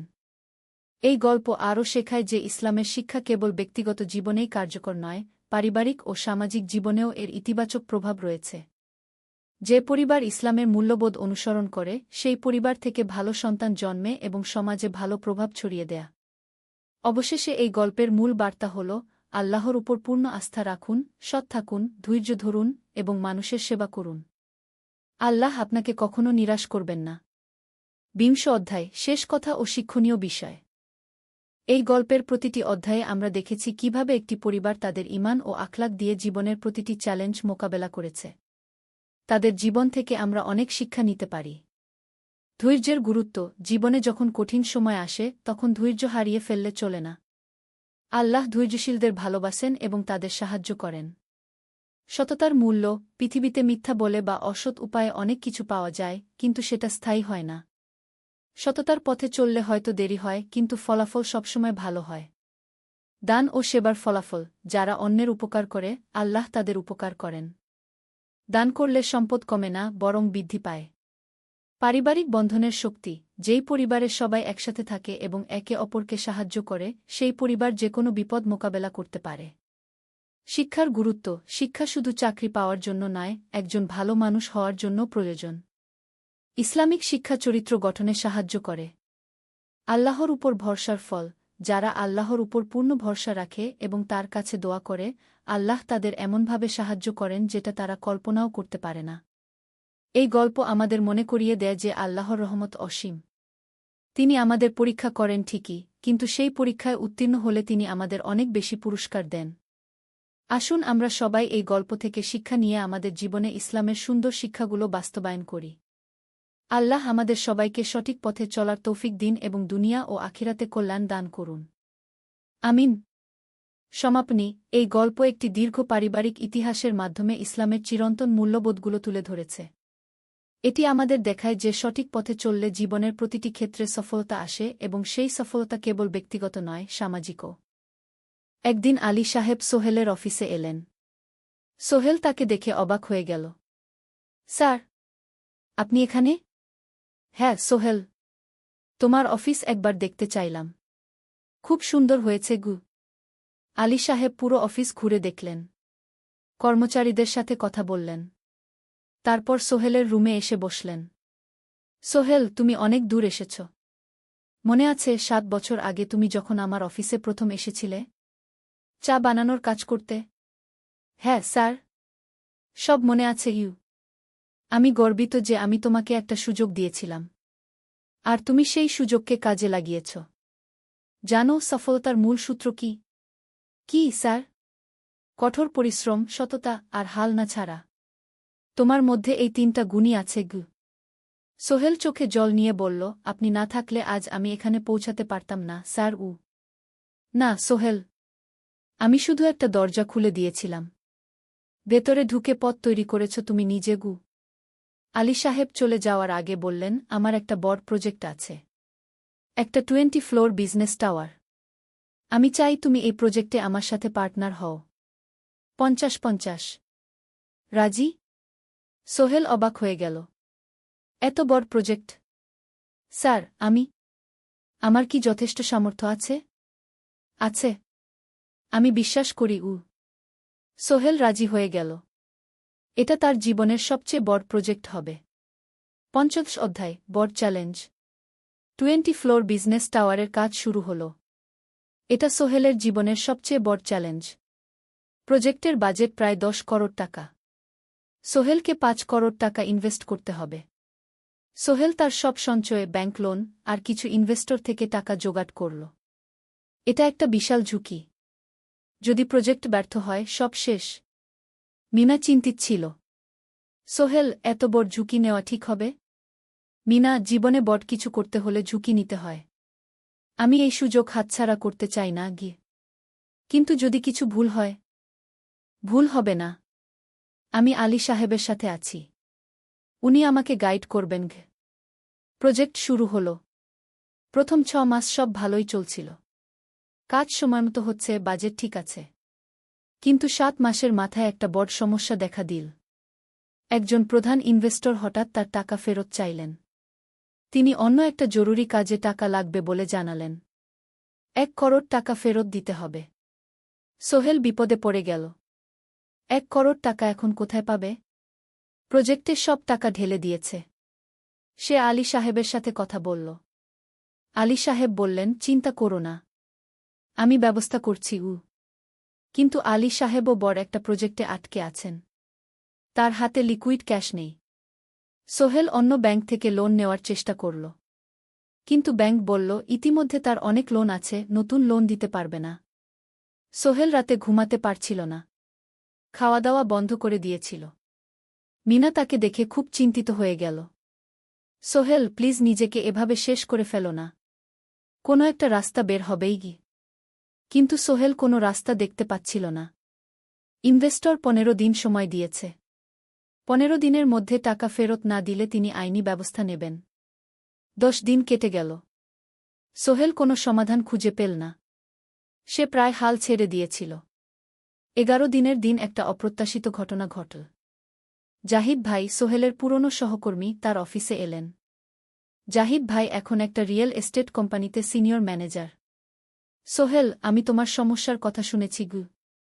হ্যাঁ ভাই, আমি বিপদে পড়েছি। আমি তোমাকে সাহায্য করতে চাই। আমার কিছু সঞ্চয় আছে, 5 লাখ টাকা। তুমি নাও। সোহেল চোখে জল নিয়ে বলল, ভাই আমি কিছু বলার দরকার নেই। তুমি আমাকে অনেক কিছু শিখিয়েছ। তোমার কাছ থেকে পরিশ্রম আর সততা শিখেছি। এখন আমার পালা তোমাকে সাহায্য করার। জাহিদ ভাই চলে যাওয়ার পর আরও 2 জন এলো। একজন সোহেলের পুরনো ক্লায়েন্ট, আরেকজন তার কর্মচারী। 2 জন মিলে আরও 8 লাখ টাকা দিল। করিম মামা 20 লাখ টাকা ব্যবস্থা করলেন। তার কিছু বন্ধুদের কাছ থেকে ধার করে। মিনা তার সব গয়না বিক্রি করে 10 লাখ টাকা দিল। সবাই মিলে প্রায় 45 লাখ টাকা জোগাড় হল। বাকি 65 লাখ টাকা সোহেল তার অফিসের সব অ্যাসেট বিক্রি করে আর একটা প্রাইভেট ফিন্যান্স কোম্পানি থেকে উচ্চ সুদে লোন নিয়ে ব্যবস্থা করল। ঠিক 14 দিনের দিন সোহেল ইনভেস্টরকে 1 করোড় টাকা ফেরত দিল। ইনভেস্টর টাকা নিয়ে চলে গেলেন। সোহেল তার অফিসে ফিরে এসে চেয়ারে বসে কাঁদল। এত চাপ, এত টেনশন, সব যেন একসাথে বের হয়ে এল। মিনা এসে তাকে জড়িয়ে ধরল। আমরা পেরেছি সোহেল, আমরা পেরেছি। 16 অধ্যায়, পুনরুদ্ধার। এই ঘটনার পর সোহেল আরও সাবধান হয়ে গেল। সে বুঝল, ব্যবসায় শুধু সাহস নয়, বুদ্ধিও লাগে। ঝুঁকি নিতে হয়, কিন্তু হিসাব করে। প্রজেক্ট চলতে থাকল। এবার সোহেল আরও সতর্কতার সাথে সবকিছু পরিচালনা করল। প্রতিটা খরচ হিসাব করল, প্রতিটা সিদ্ধান্ত ভেবেচিন্তে নিল। আরও 1 বছর পর 20 ফ্লোর বিজনেস টাওয়ার সম্পন্ন হল। চমৎকার বিল্ডিং, শহরের অন্যতম সুন্দর ভবন। বিল্ডিংয়ের উদ্বোধন অনুষ্ঠানে শহরের মেয়র এলেন। অনেক ব্যবসায়ী সাংবাদিক এল। সোহেলের নাম পত্রিকায় ছাপা হল। স্বপ্নের শহরে এক তরুণ উদ্যোক্তার সফলতার গল্পও। প্রজেক্ট থেকে সোহেলের লাভ হল প্রায় 2 করোড় টাকা। এই টাকা দিয়ে সে সব ঋণ শোধ করল। জাহিদ ভাইয়ের টাকা ফেরত দিল। করিম মামার ঋণ শোধ করল। যারা সাহায্য করেছিল সবাইকে টাকা ফেরত দিল। মিনার জন্য নতুন গয়না কিন। আরও সুন্দর। তার মাকে গ্রামে একটা নতুন পাকা বাড়ি বানিয়ে দিল। মা কাঁদতে কাঁদতে বললেন, তোর বাবা বেঁচে থাকলে কত খুশি হতো। তুই আমার সব স্বপ্ন পূরণ করেছিস গে। সোহেল নিজেদের জন্য একটা ফ্ল্যাট কিন। 4 রুমের ফ্ল্যাট, সমুদ্রের কাছে। এখন আর ভাড়া বাড়িতে থাকতে হয় না। 7ম অধ্যায়, প্রতিদান। সোহেল এখন একজন প্রতিষ্ঠিত উদ্যোক্তা। কিন্তু সে তার শেখ ভোলেনি। যে গ্রাম থেকে সে এসেছে, যারা তাকে সাহায্য করেছে, কাউকেই ভোলেনি। সে তার গ্রামে একটা স্কুল বানিয়ে দিল। সোহেল ফাউন্ডেশন স্কুল কো গরিব ছেলেমেয়েরা ফ্রিতে পড়তে পারবে। ভালো শিক্ষক নিযোগ দিল। ভালো পড়াশোনার ব্যবস্থা করল। শহরে একটা ফ্রি মেডিকেল ক্লিনিক খুল। গরিব মানুষরা ফ্রিতে চিকিৎসা পাবে। প্রতি বছর 10 জন মেধাবী কিন্তু গরিব ছাত্রছাত্রীকে স্কলারশিপ দেওয়া শুরু করল। তারা বিনামূল্যে পড়াশোনা করতে পারবে। একদিন একটা টিভি চ্যানেল সোহেলের ইন্টারভিউ নিতে এলো। আপনার সফলতার গোপন সূত্র কি? সোহেল একটু ভেবে বলল, কঠোর পরিশ্রম, সততা আর হাল না ছাড়া। এই 3টা জিনিস যদি কারো মধ্যে থাকে, সে যে কোনো কিছু অর্জন করতে পারে। আর সবচেয়ে বড় কথা, যারা আমাকে সাহায্য করেছে তাদের ছাড়া আমি কিছুই না। একা কেউ সফল হতে পারে না গি। আপনার পরবর্তী স্বপ্ন কি? আমি চাই আরও মানুষকে সাহায্য করতে। আমার মতো যারা গ্রাম থেকে শহরে আসে তাদের জন্য একটা ট্রেনিং সেন্টার খুলব। তারা সেখানে বিভিন্ন স্কিল শিখতে পারবে, চাকরি পাবে, নিজের পায়ে দাঁড়াতে পারবে। 8ম অধ্যায়, নতুন প্রজন্ম। আরও 5 বছর কেটে গেল। সোহেল এখন 45 বছরের। তার মেয়ে সারা এখন 9 বছরের। স্কুলে ক্লাস 4-এ পড়ে। খুব মেধাবী মেয়ে। একদিন সারা বাবাকে জিজ্ঞেস করল, বাবা, তুমি কিভাবে এত বড় হলে? আমার বন্ধুরা বলে তুমি একজন সফল মানুষ গো। সোহেল তাকে কোলে নিয়ে বসল। বাবা, তুমি জানো, তোমার দাদু ছিলেন একজন স্কুল শিক্ষক। খুব সৎ মানুষ। কিন্তু আমরা গরিব ছিলাম। আমি রিকশা চালাতাম গো। রিকশা? সত্যি? হ্যাঁ। তারপর আমি এই শহরে এলাম। অনেক কষ্ট করেছি। কিন্তু হাল ছাড়িনি। মানুষ আমাকে সাহায্য করেছে। আর আমি কঠোর পরিশ্রম করেছি। বাবা, আমিও কি তোমার মতো হতে পারব? অবশ্যই পারবে বাবা। তবে মনে রেখো, সফলতা মানে শুধু টাকা পয়সা না। সফলতা মানে ভালো মানুষ হওয়া, অন্যদের সাহায্য করা, সৎ থাকা। সারা মাথা নাডল। আমি ভালো মানুষ হব বাবা। সোহেল তার মেয়েকে জড়িয়ে ধরল। মনে মনে ভাবল, তার জীবনের সব কষ্ট সার্থক হয়েছে। মিনা রান্নাঘর থেকে ডাকল, খাবার তৈরি। এসো। সোহেল সারাকে নিয়ে ডাইনিং টেবিলে গেল। ঋতু এসেছে। সে এখন বিয়ে করেছে, তার একটা ছেলে হয়েছে। সোহেলের মা মাঝে মাঝে চট্টগ্রামে বেড়াতে আসেন। আজও এসেছেন। সবাই মিলে খেতে বসল। হাসিগল্পে ভরা পরিবার। সোহেল তাকাল তার মায়ের দিকে, মিনার দিকে, সারার দিকে, ঋতুর দিকে। মনে হল, জীবনে আর কি চাই? খাওয়া শেষে সবাই বসে রইল। গল্প করছিল। হঠাৎ সোহেলের ফোন বাজল। অফিস থেকে। একটা জরুরি বিষয়। সোহেল ফোন রেখে দিয়ে মিনাকে বলল, একটা নতুন প্রজেক্টের প্রস্তাব এসেছে। একটা এতিমখানা বানানোর কাজ। সরকারি প্রজেক্ট। তুমি নেবে? অবশ্যই। এটা আমার স্বপ্নের প্রজেক্ট। যেসব বাচ্চাদের বাবা মা নেই তাদের জন্য একটা সুন্দর জায়গা। মিনা হাসল। তুমি কখনো বদলাও না। এখনো অন্যদের কথা ভাবো। এটাই তো জীবন মিনা। শুধু নিজের জন্য বাঁচলে কি হবে? 49 অধ্যায়, উত্তরাধিকার। 10 বছর আরও কেটে গেল। সোহেল এখন 55 বছরের। তার চুলে পাক ধরেছে। কিন্তু শক্তি এখনো আগের মতোই। সারা এখন 19 বছরের। সে বিশ্ববিদ্যালয়ে ইঞ্জিনিয়ারিং পড়ছে। সে চায় বাবার মতো কনস্ট্রাকশন ইন্ডাস্ট্রিতে কাজ করতে। একদিন সারা বাবাকে বলল, বাবা, আমি তোমার কোম্পানিতে কাজ করতে চাই। এখনও তো তোর পড়াশোনা বাকি। জানি, কিন্তু আমি এখন থেকেই শিখতে চাই। ছুটির দিনে তোমার সাথে সাইটে যেতে চাই। দেখতে চাই কিভাবে কাজ হয়। সোহেল খুশি হয়ে গেল। তার মেয়ে তার পথ অনুসরণ করতে চায়। ঠিক আছে, কিন্তু শর্ত হলো তোকে সবকিছু নিজ থেকে শিখতে হবে। কোনো স্পেশাল ট্রিটমেন্ট পাবি না। আমি তো তাই চাই, বাবাগু। সারা তার বাবার সাথে কাজ শিখতে শুরু করল। সে দেখল কিভাবে শ্রমিকরা কাজ করে, কিভাবে ম্যাটেরিয়াল বাছাই করতে হয়, কিভাবে একটা প্রজেক্ট ম্যানেজ করতে হয়। সোহেল তাকে কোনো সহজ পথ দিল না। সারাকেও সবার মতো কষ্ট করতে হল। সাইটে রোদে দাঁড়িয়ে থাকতে হল। শ্রমিকদের সাথে কথা বলতে হল। কিন্তু সারা হাল ছাড়ল না। সে তার বাবার মেয়ে। পরিশ্রম করতে জানে। 3 বছর পর সারা গ্রাজুয়েট হল। সে সোহেলের কোম্পানিতে জুনিয়র প্রজেক্ট ম্যানেজার হিসেবে যোগ দিল। সোহেল ধীরে ধীরে সারাকে বড় দায়িত্ব দিতে শুরু করল। সারা তার বাবার মতোই সৎ, পরিশ্রমী। 20 অধ্যায়, সমাপ্তি নয়, নতুন শুরু। আরও 5 বছর পর সোহেল এখন 60 বছরের। সে সিদ্ধান্ত নিল, এবার অবসর নেওয়ার সময় এসেছে। কোম্পানির দায়িত্ব সারাকে দেবে। একটা অনুষ্ঠান করা হল।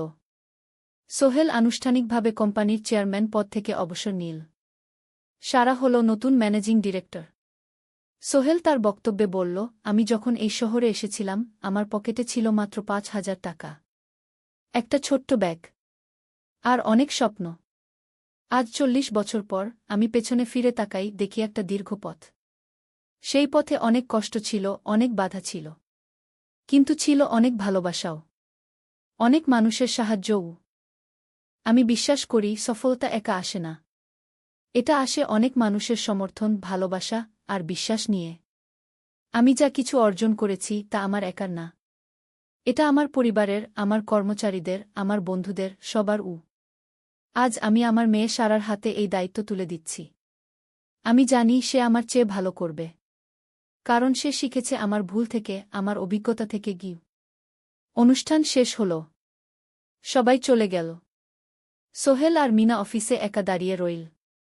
মিনা, মনে আছে আমরা প্রথম কখন দেখা হয়েছিলাম? হ্যাঁ, তোমার সেই ছোট্ট মুদি দোকানে। তুমি বিস্কুট কিনতে এসেছিলে। কে ভেবেছিল সেই দিন থেকে আমাদের এই পর্যস্বপ্নের শহর। প্রথম অধ্যায়, যাত্রা শুরু। সকাল 7টা বেজে গেছে। ঢাকার কমলাপুর রেলস্টেশনে মানুষের ভিড়। চারদিকে চা বিস্কুট বিক্রেতাদের চিৎকার, ট্রেনের হর্ন আর যাত্রীদের কোলাহল। এই বিশাল ভিড়ের মধ্যে একটা ছোট্ট ব্যাগ হাতে দাঁড়িয়ে আছে সোহেল। বয়স মাত্র 22। গায়ের রং শ্যামলা, চোখে স্বপ্নের ঝিলিক। ভাইজা, চট্টগ্রামের টিকিট আছে? সোহেল টিকিট কাউন্টারের সামনে দাঁড়িয়ে জিজ্ঞেস করল। আছে। 30 টাকা। কাউন্টারের লোকটা উত্তর দিল। সোহেল তার পকেট থেকে টাকা বের করল। মোট 5,000 টাকা। এই টাকা সে জমিয়েছে গত 3 বছরে রিকশা চালিয়ে। তার স্বপ্ন ছিল চট্টগ্রাম গিয়ে একটা ভালো চাকরি পাওয়া। গ্রামে আর থাকতে চায় না সে। বাবা মারা গেছেন 10 বছর আগে। মা আর ছোট বোন ঋতুকে নিয়ে সংসার চালাচ্ছিল রিকশা চালিয়ে। কিন্তু এভাবে তো আর সারা জীবন চলবে না। টিকিট কেটে সোহেল প্ল্যাটফর্মে এল। ট্রেন ছাড়বে আর মাত্র 15 মিনিট পরে। সে একটা বেঞ্চে বসে পড়ল। ব্যাগটা বুকের কাছে চেপে ধরল। এই ব্যাগে আছে তার সব সম্পদ, কিছু কাপড়, একটা ছোট্ট ফটো ফ্রেমে বাবা মায়ের ছবি, আর কিছু টাকা। কোথায় যাচ্ছেন? পাশে বসা একজন বয়স্ক মানুষ জিজ্ঞেস করলেন। চট্টগ্রাম কাকা। চাকরি খুঁজতে যাচ্ছি। কে? সোহেল বিনয়ের সাথে উত্তর দিল। ভালো। তবে শহরে সাবধানে থাকবেন। শহর মানে অনেক সুযোগ, কিন্তু অনেক ফাঁদও আছে। বয়স্ক লোকটা বললেন। সোহেল মাথা নাড়ল। সে জানে শহরের জীবন সহজ না। কিন্তু তার কোনো বিকল্প নেই। গ্রামে রিকশা চালিয়ে মাসে 3,500 টাকা আয় হতো। তার মধ্যে সংসার চালাতে হতো, বোনের স্কুলের খরচ দিতে হতো, মায়ের ওষুধের খরচ দিতে হতো। কিছুই বাঁচত না। আর এই জীবন থেকে বেরোনোর একটাই পথ, শহরে গিয়ে ভালো কাজ খুঁজে নেওয়া। সোহেল মনে মনে ভাবল তার বাবার কথা। বাবা ছিলেন একজন স্কুল শিক্ষক। খুব সৎ মানুষ ছিলেন। সবসময় বলতেন, সোহেল, তুই লেখাপড়া শিখে বড় মানুষ হবি। আমাদের পরিবারে আর কেউ বড় চাকরি করেনি। তুই করবি কি? কিন্তু বাবা যখন মারা গেলেন তখন সোহেল মাত্র এসএসসি পরীক্ষা দিয়েছে। ফলাফল ভালো হয়েছিল, জিপিএ অর্ধচতু। কিন্তু বাবার মৃত্যুর পর আর পড়া হল না। পরিবারের দায়িত্ব নিতে হল। ট্রেন ছাড়ল। সোহেল জানালার পাশে বসে বাইরে তাকাল। ধানক্ষেত, নদী, ছোট ছোট গ্রাম, সব পেছনে ফেলে ট্রেন এগিয়ে চল। সোহেলের মনে হল সে যেন তার পুরনো জীবনটাকেও পেছনে ফেলে আসছে। ট্রেনে একজন হকার এসে চা বিক্রি করছিল। সোহেল একটা চা কিনল। 10 টাকা। চা খেতে খেতে সে ভাবছিল চট্টগ্রাম পৌঁছে কি হবে। করিম মামা তাকে সাহায্য করবেন তো? চাকরি পাওয়া যাবে তো? করিম মামা আসলে সোহেলের খুব দূর সম্পর্কের মামা। সোহেলের দাদির বোনের ছেলে।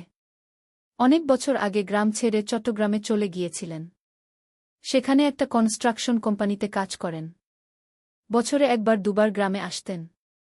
গত বছর যখন এসেছিলেন তখন সোহেলের মাকে বলেছিলেন সোহেলকে চট্টগ্রাম পাঠান। আমি একটা কাজের ব্যবস্থা করে দেব। সেই কথাতেই ভরসা করে সোহেল আজ এই যাত্রা। দ্বিতীয় অধ্যায়, নতুন শহর। চট্টগ্রাম পৌঁছাতে প্রায় 6 ঘণ্টা লেগে গেল। দুপুর 1টা বাজে। সোহেল স্টেশন থেকে বের হয়ে শহরের রাস্তায় দাঁড়াল। কি বিশাল শহর! এত গাড়ি, এত মানুষ। চারদিকে উঁচু উঁচু বিল্ডিং, দোকানপাট, মানুষের ভিড়। সোহেল কিছুক্ষণ দাঁড়িয়ে থাকল সব কিছু দেখতে দেখতে। তার মনে হচ্ছিল সে যেন অন্য কোনো পৃথিবীতে এসে পড়েছে। তার পকেটে একটা ছোট্ট কাগজ আছে। সেখানে লেখা একটা ঠিকানা, করিম মিয়া, বাড়ি নং 23, রোড নং 5, আগ্রাবাদ, চট্টগ্রামকে। সোহেল একটা রিকশা ডাকল। কত নেবেন আগ্রাবাদ যেতে? 50 টাকা গু। সোহেল রিকশায় উঠল। রাস্তার দুধারে দোকান, মার্কেট, অফিস, সব কিছু দেখতে দেখতে সে অবাক হয়ে গেল। এত বড় শহর, এত কিছু! গ্রামের সেই ছোট্ট বাজারের সাথে কোনো তুলনাই হয় না। প্রায় আধা ঘণ্টা পর রিকশা একটা পুরনো বাড়ির সামনে থামল। 3 তলা বাড়ি, কিন্তু রং উঠে গেছে। সিঁড়ি দিয়ে উঠে 3য় তলায় করিম মামার ফ্ল্যাটে নক করল। দরজা খুলল এক মধ্যবয়সী মহিলা। কে? আসসালামু আলাইকুম আপা। আমি সোহেল। নোয়াখালীর গ্রাম থেকে এসেছি। করিম মামা বাড়িতে আছেন? মহিলা তাকে মাথা থেকে পা পর্যন্ত দেখল। করিম তো অফিসে গেছে। তুমি কে? কোথা থেকে এসেছ? সোহেল সব খুলে বলল। মহিলা তাকে ভেতরে ঢুকতে দিল। বসো। করিম সন্ধ্যায় ফিরবে গু। ফ্ল্যাটটা ছোট। 2টো রুম, একটা ছোট্ট রান্নাঘর আর একটা বাথরুম। কিন্তু সোহেলের কাছে খুব সুন্দর লাগল। গ্রামের সেই টিনের ঘরের চেয়ে তো অনেক ভালো। মহিলা তার নাম জানাল সালমা। করিম মামার স্ত্রী। তাদের 2টো ছেলে, একজন ক্লাস 8-এ পড়ে, আরেকজন ক্লাস 5-এ। খেয়েছ? সালমা আপা জিজ্ঞেস করল। না আপা গু। অপেক্ষা করো। ভাত আছে, মাছ আছে। খাও। সোহেল প্রথমে রাজি হতে চাইল না। কিন্তু খুব খিদে পেয়েছিল। সকাল থেকে শুধু একটা চা আর বিস্কুট খেয়েছে। খাওয়া দাওয়ার পর সোহেল বসে রইল। সালমা আপা তাকে গল্প করতে লাগল। তোমার মা কেমন আছেন? তোমার বোন? ভালো আছে আপা। মার একটু গেটে বাত আছে। ওষুধ খাচ্ছেন। বোন স্কুলে পড়ে কু। তুমি কি করতে চাও এখানে? চাকরি খুঁজছি আপা। যে কোনো কাজ করব। বাসায় মা আর বোনকে টাকা পাঠাতে হবে। সালমা আপা মাথা নাড়ল। করিম তোমার জন্য কিছু একটা করবে। সে ভালো মানুষ গ। সারাদিন অপেক্ষা করু সোহেল। সন্ধ্যা 6টায় করিম মামা ফিরলেন। 50-এর কাছাকাছি বয়স, কালো রঙের প্যান্ট শার্ট পরা, হাতে একটা ব্যাগ। আরে সোহেল, কবে এলি? করিম মামা খুশি হয়ে বললেন। আজ সকালে মামা গু। করিম মামা তাকে জড়িয়ে ধরলেন। অনেকদিন পর দেখলাম। কেমন আছিস? ভালো আছি মামা গি। ভালো করেছিস এসে। এখানে অনেক সুযোগ আছে। তোর জন্য একটা কাজের ব্যবস্থা করে দেব।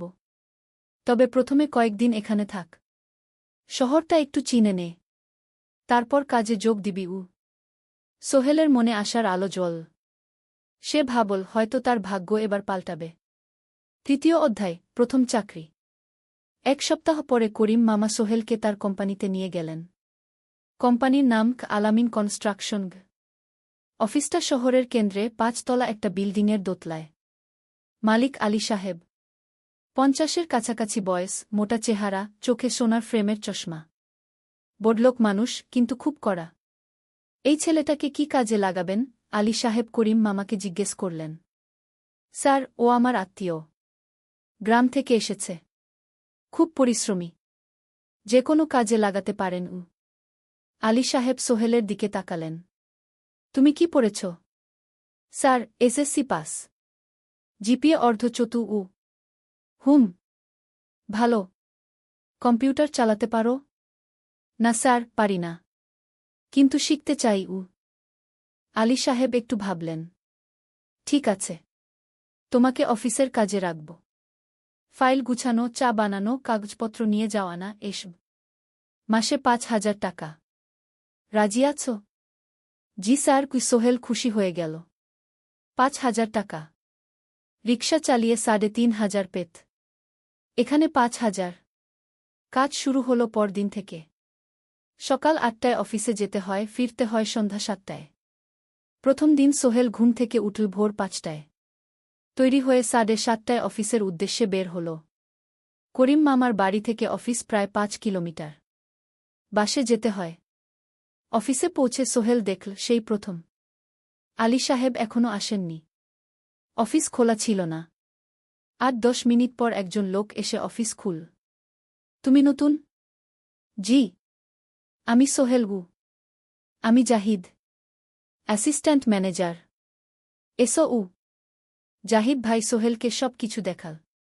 অফিসে মোট ৬ জন কর্মচারী।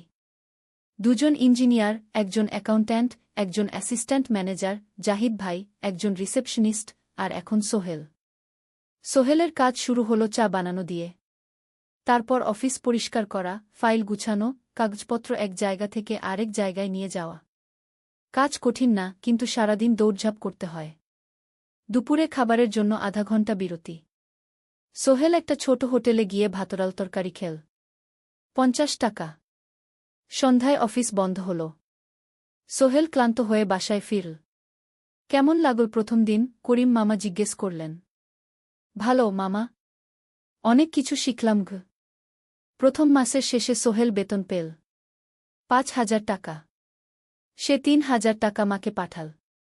মা ফোনে কাঁদতে লাগলেন। আল্লাহ তোকে ভালো রাখুক সোহেল উ। সোহেলের চোখেও জল এল। তার মনে হল সে একটা বড় কাজ করতে পেরেছে। চতুর্থ অধ্যায়, শহরের জীবন। ৩ মাস কেটে গেল। সোহেল এখন শহরের সাথে মিশে গেছে।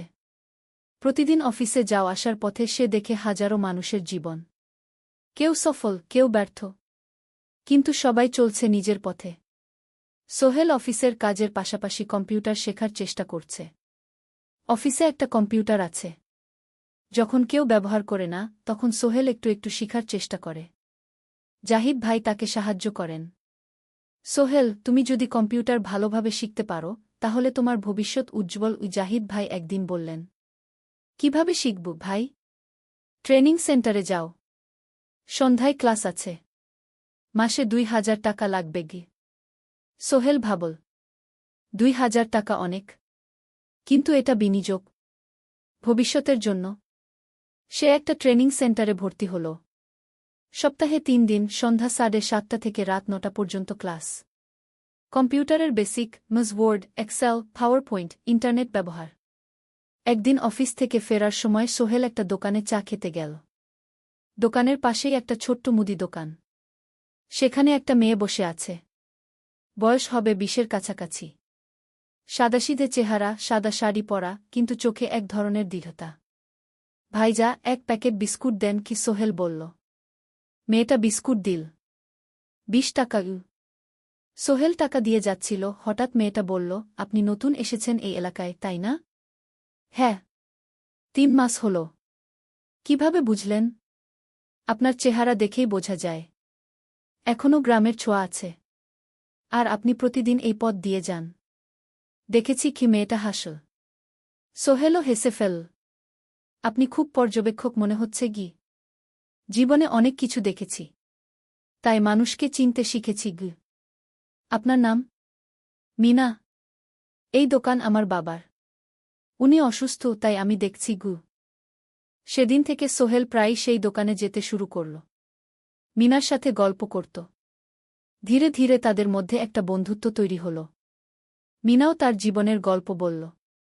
মিনার মা মারা গেছেন যখন সে মাত্র 7 বছরের। বাবা আব্দুল হামিদ একা হাতে মিনাকে বড় করেছেন। মুদি দোকান দিয়ে সংসার চালান। মিনা কলেজে পড়ে, অনার্স সেকেন্ড ইয়ার। সকালে কলেজে যায়, দুপুরে ফিরে এসে দোকান সামলায়। বাবার হার্টের সমস্যা আছে, তাই ভারী কাজ করতে পারেন না। তোমার স্বপ্ন কি? একদিন সোহেল জিজ্ঞেস করল। গ্র্যাজুয়েশন শেষ করে একটা ভালো চাকরি করব। তারপর বাবাকে ভালো চিকিৎসা করাব। তুমি? আমিও চাকরি করে পরিবারকে ভালোভাবে দেখভাল করতে চাই। মা আর বোনকে নিয়ে শহরে আনব একদিন গু। দুজনেই নিজেদের স্বপ্নের কথা বলতে গিয়ে বুঝল তাদের স্বপ্ন অনেকটা একই রকম। ৫ম অধ্যায়, বিপদ। ৬ মাস কেটে গেল। সোহেল এখন আলী সাহেবের খুব প্রিয় কর্মচারী। সে শুধু চা বিস্কুট দেওয়ার কাজই করে না, এখন কম্পিউটারেও কিছু কাজ শিখেছে। ছোটখাটো টাইপিং, ডেটা এন্ট্রি এসব করতে পারে। আলী সাহেব খুশি হয়ে তার বেতন বাড়িয়ে ৮,০০০ টাকা করে দিয়েছেন। একদিন রাতে সোহেল অফিস থেকে ফিরছিল। সেদিন একটু দেরি হয়ে গেছে। রাত প্রায় ৯টা। সাধারণত সোহেল সন্ধ্যা ৭:৩০টায় ফিরে।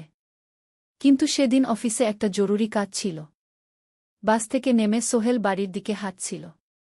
হঠাৎ একটা অন্ধকার গলিতে ৩ জন লোক তাকে ঘিরে ধরল। তাদের চেহারা দেখেই বোঝা যাচ্ছিল ভালো উদ্দেশ্য নিয়ে আসেনি। টাকা দে, তাড়াতাড়ি, একজন বলল। তার হাতে একটা ছুরি। সোহেল ভয় পেয়ে গেল। ভাই, আমার কাছে খুব কম টাকা আছে গি। যা আছে দে, তাড়াতাড়ি করো। সোহেল কাঁপতে কাঁপতে তার পকেট থেকে ৫ টাকা বের করে দিল। এই টাকা দিয়ে সে বাজার করবে ভেবেছিল। কিন্তু ছিনতাইকারীরা সন্তুষ্ট হল না। শুধু ৫ টাকা? তোর ব্যাগে কি আছে? তারা সোহেলের ব্যাগ কেড়ে নিল। ব্যাগে ছিল তার মোবাইল, কম্পিউটার ট্রেনিং সেন্টারের সার্টিফিকেট আর কিছু গুরুত্বপূর্ণ কাগজপত্র।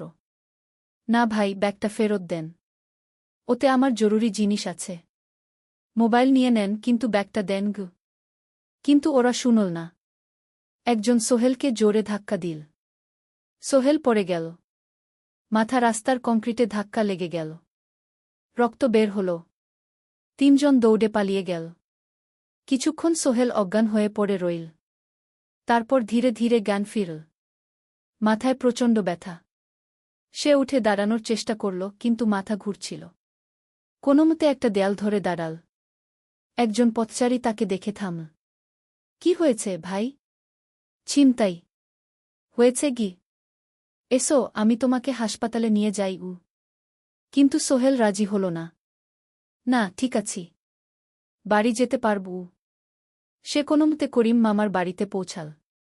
দরজা খুলেই সালমা আপা চিৎকার করে উঠলেন। ও আল্লাহ! কি হয়েছে? করিম মামা দৌড়ে এলেন। সোহেলকে ভেতরে নিয়ে গেলেন। তার মাথায় জল ঢেলে রক্ত পরিষ্কার করলেন। ক্ষতটা বেশ গভীর। হাসপাতালে যেতে হবে কি? করিম মামা বললেন। তারা একটা অটোরিকশা নিয়ে নিকটস্থ হাসপাতালে গেলেন। ডাক্তার সোহেলের মাথায় ৩টা সেলাই দিলেন। বলল, ১ সপ্তাহ বিশ্রাম নিতে হবে। কোনো ভারী কাজ করা যাবে না। হাসপাতাল থেকে ফিরে সোহেল শুয়ে রইল। তার মনে হচ্ছিল সবকিছু শেষ হয়ে গেছে। মোবাইল চলে গেছে, গুরুত্বপূর্ণ কাগজপত্র চলে গেছে। এখন ১ সপ্তাহ অফিস করতে পারবে না। পরদিন সকালে করিম মামা আলী সাহেবকে ফোন করে সব জানালেন। আলী সাহেব বললেন, ঠিক আছে, সোহেল ভালো হয়ে এলে আসবে, চিন্তার কিছু নেই গি। মিনা যখন এই খবর শুনল, সে সন্ধ্যায় সোহেলকে দেখতে এলো করিম মামার বাড়িতে। সাথে এনেছিল কিছু ফল। কি হয়েছিল? মিনা চিন্তিত গলায় জিজ্ঞেস করল। সোহেল সব বলল। মিনা রেগে গেল। এই শহরে এখন অনেক অপরাধ বেড়ে গেছে। পুলিশ কিছু করে না। তুমি পুলিশে রিপোর্ট করেছ? না। লাভ নেই। তবুও করা উচিত। তোমার মোবাইলটা হয়তো খুঁজে পাওয়া যাবে গি। করিম মামা সোহেলকে নিয়ে পুলিশ স্টেশনে গেলেন। জেনারেল ডায়েরি করলেন। কিন্তু পুলিশ খুব একটা আশা দিল না। দেখি কিছু করা যায় কিনা গু। সোহেল বুঝল মোবাইল আর ফিরবে না। সেই এক সপ্তাহ সোহেলের জীবনের সবচেয়ে কঠিন সময় ছিল। সে শুধু শারীরিকভাবেই ক্ষতিগ্রস্ত হয়নি, মানসিকভাবেও ভেঙে পড়েছিল। প্রতিরাতে দুঃস্বপ্ন দেখত। সেই ৩ জন ছিনতাইকারীর মুখ ভুলতে পারছিল না। মিনা প্রায় প্রতিদিন আসত। তাকে সাহস দিত। তুমি হাল ছেড়ো না, সোহেল। জীবনে এরকম খারাপ সময় আসে। কিন্তু এটা কাটিয়ে ওঠাই হলো আসল বীরত্ব। সোহেলের মা গ্রাম থেকে ফোন করতেন। করিম মামার মোবাইল থেকে। তুই ভালো আছিস তো? সোহেল মাকে সব সত্যি বলেনি। শুধু বলেছে, হ্যাঁ মা, ভালো আছি। একটু জ্বর হয়েছিল। এখন ভালো। ১ সপ্তাহ পর সোহেল আবার অফিসে গেল। আলী সাহেব তাকে দেখে খুশি হলেন। কেমন আছো? ভালো আছি স্যার। ঠিক আছে। তবে প্রথম কয়েকদিন হালকা কাজ করবে। সোহেল আবার কাজে মন দিল। কিন্তু একটা জিনিস তাকে খুব কষ্ট দিচ্ছিল, তার মোবাইল নেই। মায়ের সাথে কথা বলতে পারছে না নিয়মিত। করিম মামার মোবাইল চাইতে সংকোচ লাগে। একদিন জাহিদ ভাই তাকে ডাকলেন। সোহেল, আমার একটা পুরনো মোবাইল আছে। তুমি ব্যবহার করো? না ভাই, আমি নাও। আমার কাজে লাগছে না। তুমি রাখো। সোহেল কৃতজ্ঞতায় প্রায় কেঁদে ফেল। ধন্যবাদ ভাই। মোবাইল পেয়ে সোহেল প্রথমেই মাকে ফোন করল। মা খুব খুশি হলেন। এতদিন ফোন করিসনি কেন? মা, মোবাইলটা নষ্ট হয়ে গিয়েছিল। নতুন নিয়েছি। মায়ের গলায় স্বস্তি ফুটে উঠল। ৬ষ্ঠ অধ্যায়, নতুন সুযোগ। আরও ৩ মাস কেটে গেল। সোহেল পুরোপুরি সুস্থ হয়ে গেছে। তার জীবন আবার স্বাভাবিক হয়ে এসেছে। সে এখন কম্পিউটার ট্রেনিং শেষ করেছে। সার্টিফিকেট পেয়েছে। কিন্তু একটা ঘটনা তার জীবনে বড় পরিবর্তন নিয়ে এলো। একদিন সকালে আলী সাহেব তাকে ডাকলেন। সোহেল, বসো। সোহেল বসল। মনে একটু ভয় লাগছিল। আলী সাহেব কি তাকে বকবেন? সোহেল, তুমি তো এখন কম্পিউটার চালাতে পারো? জি স্যার, একটু একটু শিখেছি। ভালো। আমি তোমার কাজ দেখছি। তুমি খুব পরিশ্রমী আর সৎ। আমাদের কোম্পানিতে এরকম মানুষের দরকার। সোহেল কিছু বুঝতে পারছিল না। আমি তোমাকে একটা সুযোগ দিতে চাই। আমাদের কোম্পানি একটা ট্রেনিং প্রোগ্রাম চালু করছে নতুন কর্মচারীদের জন্য। ৬ মাসের কোর্স। কম্পিউটার অ্যাকাউন্টিং, ভবন নির্মাণের হিসাব নিকাশ, প্রজেক্ট ম্যানেজমেন্ট সব শিখবে। কোম্পানি সব খরচ দেবে। ট্রেনিংয়ের সময় তোমার বেতনও চলবে। রাজি আছো? সোহেল বিশ্বাস করতে পারছিল না। স্যার, সত্যি? আমাকে এত বড় সুযোগ দিচ্ছেন? হ্যাঁ। তুমি ভালো ছেলে, পরিশ্রমী। আমি তোমাকে এগিয়ে দিতে চাই। ভবিষ্যতে তুমি এই কোম্পানির একজন গুরুত্বপূর্ণ কর্মচারী হবে। সোহেল কৃতজ্ঞতায় প্রায় কেঁদে ফেল। ধন্যবাদ স্যার। আমি কঠোর পরিশ্রম করব। আমি জানি। সেদিন সন্ধ্যায় সোহেল মিনার দোকানে গেল। মিনাকে খবরটা দিল। মিনা খুব খুশি হল। তার চোখে জল এসে গেল। তুমি পারবে সোহেল। আমি জানি। সোহেল তার মা আর বোনকেও ফোন করে খবরটা দিল। মা কাঁদতে লাগলেন। তোর বাবা বেঁচে থাকলে কত খুশি হতো। ট্রেনিং শুরু হলো পরের মাস থেকে। প্রতিদিন সকালে ৩ ঘন্টা ক্লাস, তারপর বাকি সময় অফিসের কাজ। ক্লাসে ৫ জন নতুন কর্মচারী। সবাই তরুণ, উৎসাহী। শিক্ষক ছিলেন একজন অভিজ্ঞ ইঞ্জিনিয়ার। নাম রহিম স্যার। তিনি খুব ভালোভাবে সব কিছু বুঝাতেন। কম্পিউটার অ্যাকাউন্টিং, এক্সেলে জটিল ক্যালকুলেশন, প্রজেক্টের বাজেট তৈরি, সময় ব্যবস্থাপনা সব। সোহেল পুরো মনোযোগ দিয়ে শিখতে লাগল। সন্ধ্যায় বাড়ি ফিরে প্র্যাকটিস করত। করিম মামার ছেলের কাছ থেকে একটা ল্যাপটপ ধার নিত কখনো কখনো। ৬ মাস পরে ট্রেনিং শেষ হল। সবাই সার্টিফিকেট পেল। আলী সাহেব একটা অনুষ্ঠান করলেন। সোহেল সেরা পারফর্মার হিসেবে একটা বিশেষ পুরস্কার পেল, ৫,০০০ টাকা বোনাস। আলী সাহেব ঘোষণা করলেন, সোহেল, আজ থেকে তুমি আমাদের জুনিয়র অ্যাকাউন্ট অ্যাসিস্ট্যান্ট। তোমার বেতন ১৫,০০০ টাকা। সোহেল অবাক হয়ে গেল। ৮,০০০ থেকে ১৫,০০০, প্রায় দ্বিগুণ। সেদিন রাতে সোহেল ঘুমাতেই পারল না। খুশিতে, উত্তেজনায় তার চোখে ঘুম নেই। সে ভাবল তার জীবন কিভাবে বদলে যাচ্ছে। 2 বছর আগে যে রিকশা চালাত, আজ সে একটা নামকরা কোম্পানির অ্যাকাউন্ট অ্যাসিস্ট্যান্ট।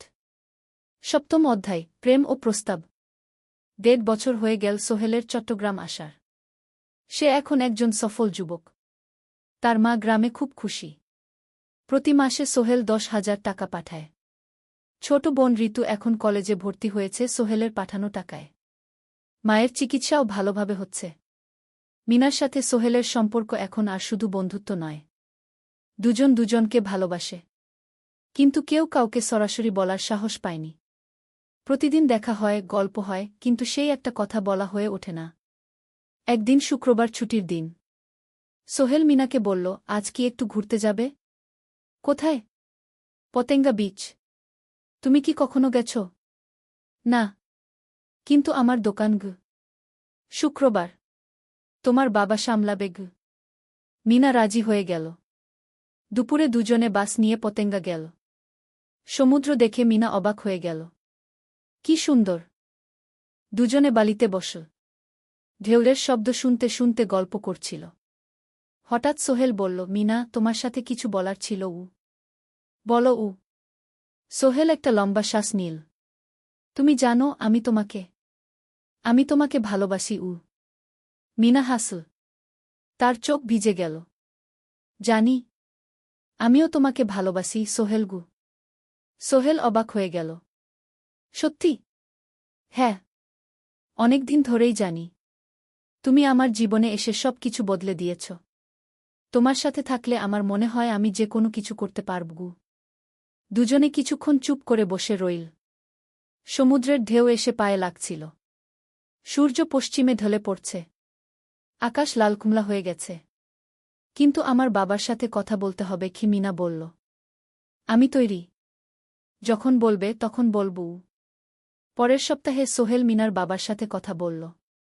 আব্দুল হামিদ সাহেব প্রথমে একটু দ্বিধা করলেন। তুমি কোনো পরিবারের ছেলে? তোমার বাবা কি করতেন? সোহেল সব সত্যি বলল। তার বাবা ছিলেন স্কুল শিক্ষক। মারা গেছেন 10 বছর আগে। মা গ্রামে থাকেন। ছোট বোন কলেজে পড়ে। তুমি নিজে কি করো? আমি আলামিন কনস্ট্রাকশন কোম্পানিতে জুনিয়র অ্যাকাউন্ট অ্যাসিস্ট্যান্ট। মাসে 15,000 টাকা বেতন। আব্দুল হামিদ সাহেব ভাবলেন। তারপর বললেন, দেখো, মিনা আমার একমাত্র সন্তান। তার মা নেই। আমি একা তাকে বড় করেছি। আমি চাই মিনা একজন ভালো ছেলের সাথে বিয়ে হোক। তুমি দেখতে ভালো ছেলে মনে হচ্ছে। কিন্তু আমাকে তোমার মায়ের সাথে দেখা করতে হবে। তোমার পরিবারকে জানতে হবে। জি আঙ্কেল। আমি ব্যবস্থা করছি। সোহেল খুশিতে আটখানা। সে সেদিন রাতেই তার মাকে ফোন করল। মাকে সব বলল। মা প্রথমে অবাক হলেন। তারপর খুশি হলেন। মিনা মেয়েটা কেমন? খুব ভালো, মা। তুমি দেখলে পছন্দ করবে। ঠিক আছে। আমি আর ঋতু আসছি চট্টগ্রাম। 2 সপ্তাহ পর সোহেলের মা আর বোন চট্টগ্রাম এলো। সোহেল তাদের নিয়ে মিনার বাড়িতে গেল। 2 পরিবার একসাথে বসল। মিনার বাবা সোহেলের মাকে দেখে খুশি হলেন। সোহেলের মা সহজ সরল ভদ্রমহিলা। আপনার ছেলে খুব ভালো। মিনা তাকে পছন্দ করে। আমিও রাজি। আব্দুল হামিদ সাহেব বললেন।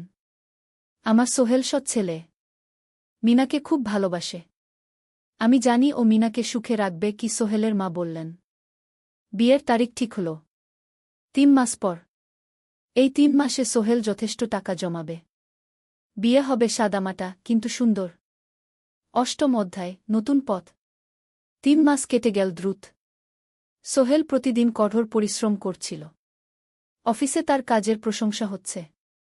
আলী সাহেব তাকে এখন ছোটখাটো প্রজেক্টের হিসাব দেখতে দিচ্ছেন। সোহেল তার সঞ্চিত টাকা দিয়ে বিয়ের আয়োজন করল। বিয়ে হল মিনার বাড়ির কাছের একটা কমিউনিটি সেন্টারে। খুব বেশি লোক আসেনি। 2 পরিবারের আত্মীয় স্বজন আর অফিসের কয়েকজন সহকর্মী। কিন্তু অনুষ্ঠান ছিল খুব সুন্দর। সোহেল যখন মিনাকে বিয়ের পোশাকে দেখল, তার মনে হল পৃথিবীর সবচেয়ে সুন্দর মেয়ে সে। লাল শাড়ি পরা, মুখে হালকা মেকআপ, কিন্তু তার স্বাভাবিক সৌন্দর্য ছিল আসল। বিয়ের পর সোহেল একটা ছোট্ট ফ্ল্যাট ভাড়া নিল। 2 রুমের ফ্ল্যাট, মাসে ভাড়া 5,000 টাকা। মিনা এখনও তার পড়াশোনা চালিয়ে যাচ্ছে। আরও 1 বছর বাকি গ্র্যাজুয়েশন শেষ হতে। সোহেলের মা আর বোন গ্রামে ফিরে গেল। মা বলে গেলেন, সোহেল, মিনাকে ভালো রাখিস। মেয়েরা অনেক ত্যাগ করে সংসার করতে গু। জানি মা গু। নতুন জীবন শুরু হল। সোহেল সকালে অফিসে যায়, সন্ধ্যায় ফেরে। মিনা সকালে কলেজে যায়, দুপুরে ফিরে রান্না করে, ঘর গোছায়। সন্ধ্যায় দুজনে একসাথে বসে পড়াশোনা করে, গল্প করে, টিভি দেখে। জীবন সুন্দর ছিল। কিন্তু চ্যালেঞ্জও ছিল। মাসিক খরচ, ভাড়া 5,000, বাজার 3,000, বিদ্যুৎ গ্যাস 1,000, মায়ের জন্য 5,000, মিনার কলেজের খরচ 1,000-2,000। মোট প্রায় 14,000 টাকা। বাঁচত মাত্র 1,000 খানেক। কিন্তু সোহেল হাল ছাড়ল না। সে সন্ধ্যায় একটা কম্পিউটার ট্রেনিং সেন্টারে পার্ট টাইম পড়ানো শুরু করল। সপ্তাহে 3 দিন 2 ঘন্টা করে।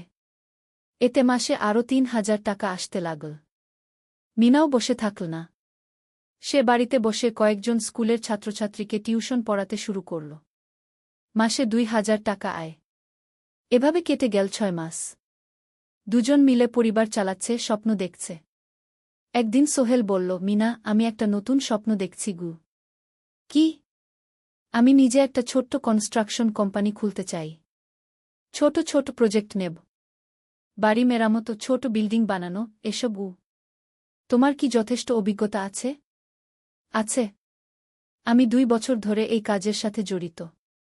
অনেক কিছু শিখেছি। আর আলী সাহেবও আমাকে সাহায্য করবেন গু।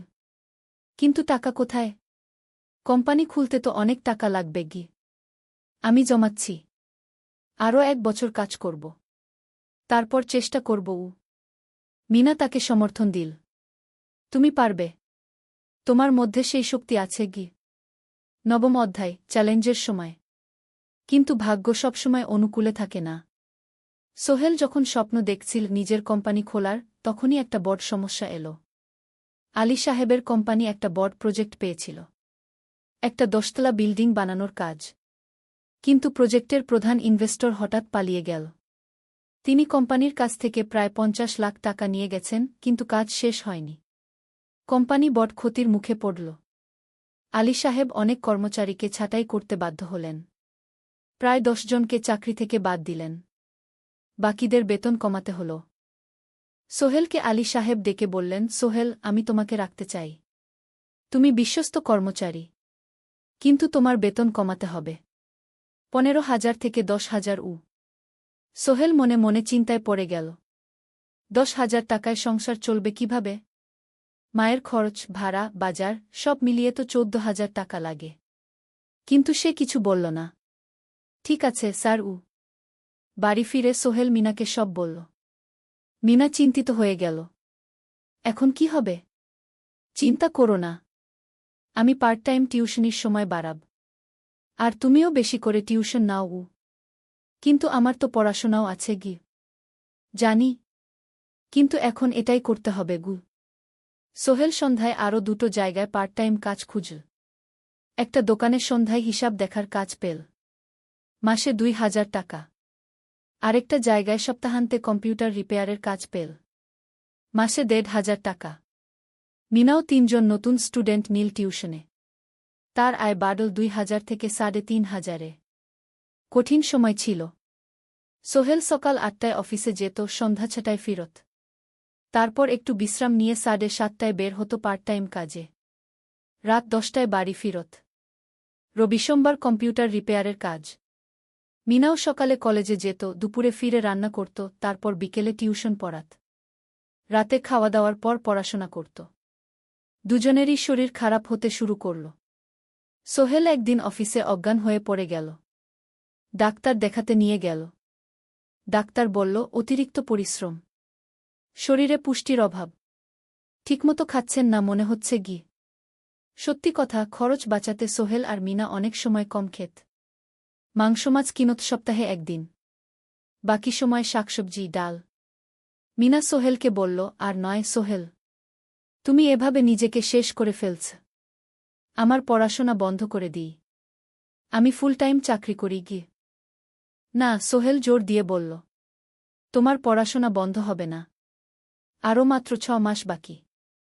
তুমি গ্র্যাজুয়েট হবেই গি। কিন্তু তুমি আমি ঠিক হয়ে যাব। চিন্তা করো না গে।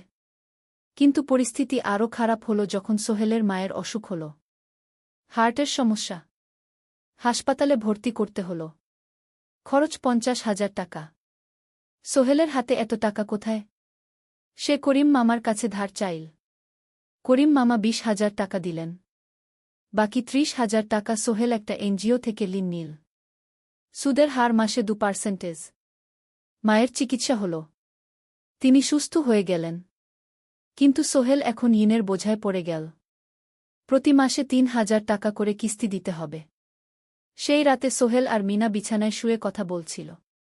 সোহেল বলল, মিনা, আমি মনে হয় ভুল করেছি। শহরে এসে বিয়ে করে তোমাকে কষ্টে ফেলেছি গু। মিনা তার হাত ধরল।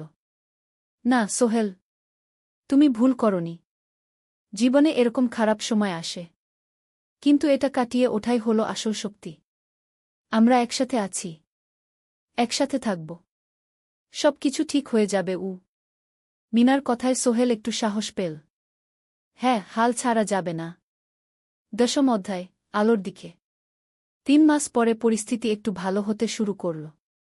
আলী সাহেবের কোম্পানি একটা নতুন প্রজেক্ট পেল। একটা স্কুল বিল্ডিং বানানোর কাজ। কোম্পানি আবার স্থিতিশীল হতে শুরু করল। আলী সাহেব সোহেলকে ডেকে বললেন, সোহেল, আমি তোমার কঠোর পরিশ্রম দেখেছি। খারাপ সময়েও তুমি কোম্পানি ছেড়ে যাওনি। আমি কৃতজ্ঞ। আজ থেকে তোমার বেতন আবার 15,000 টাকা। সোহেল খুশি হয়ে গেল। ধন্যবাদ স্যার। মিনাও গ্র্যাজুয়েশন শেষ করল। ভালো ফলাফল করল। সে এখন চাকরি খুঁজছে। একদিন মিনা একটা প্রাইভেট স্কুলে শিক্ষিকার ইন্টারভিউ দিতে গেল। ইন্টারভিউ ভালো হল। তাকে নিযোগ দেওয়া হল। বেতন 12,000 টাকা। সেদিন সন্ধ্যায় দুজনে মিলে একটা ছোট্ট পার্টি করল। একটা বিরিয়ানি কিনল, কোমল পানীয় কিনল। দুজনে মিলে খেল। আমরা পেরেছি সোহেল, মিনা বলল। হ্যাঁ, আমরা পেরেছি গু। এখন দুজনের মিলিয়ে আয় 27,000 টাকা। খরচ চালানোর পর প্রায় 10,000 টাকা বাঁচে। সোহেল এই টাকা দিয়ে লেন শোধ করতে শুরু করল। পার্ট টাইম কাজগুলো ছেড়ে দিল। শরীরের যত্ন নেওয়া শুরু করল। আরও 6 মাস পরে সোহেলের কাছে একটা বড় সুযোগ এলো। আলী সাহেব একদিন তাকে ডাকলেন। সোহেল, তুমি কি নিজের ব্যবসা করতে চাও? স্যার, আমি তোমাকে একটা ছোট্ট প্রজেক্ট দিতে চাই। একটা 3 তলা বিল্ডিংয়ের কনস্ট্রাকশন। তুমি ম্যানেজ করবে, আমি শুধু সুপারভাইজ করব। লাভের 50% তোমার গু। সোহেল ভাবল, এটা একটা বড় সুযোগ, কিন্তু ঝুঁকিও আছে। যদি কাজটা ভালোভাবে না হয়? স্যার, আমি চেষ্টা করব। কিন্তু যদি ভুল হয়? ভুল হবে না।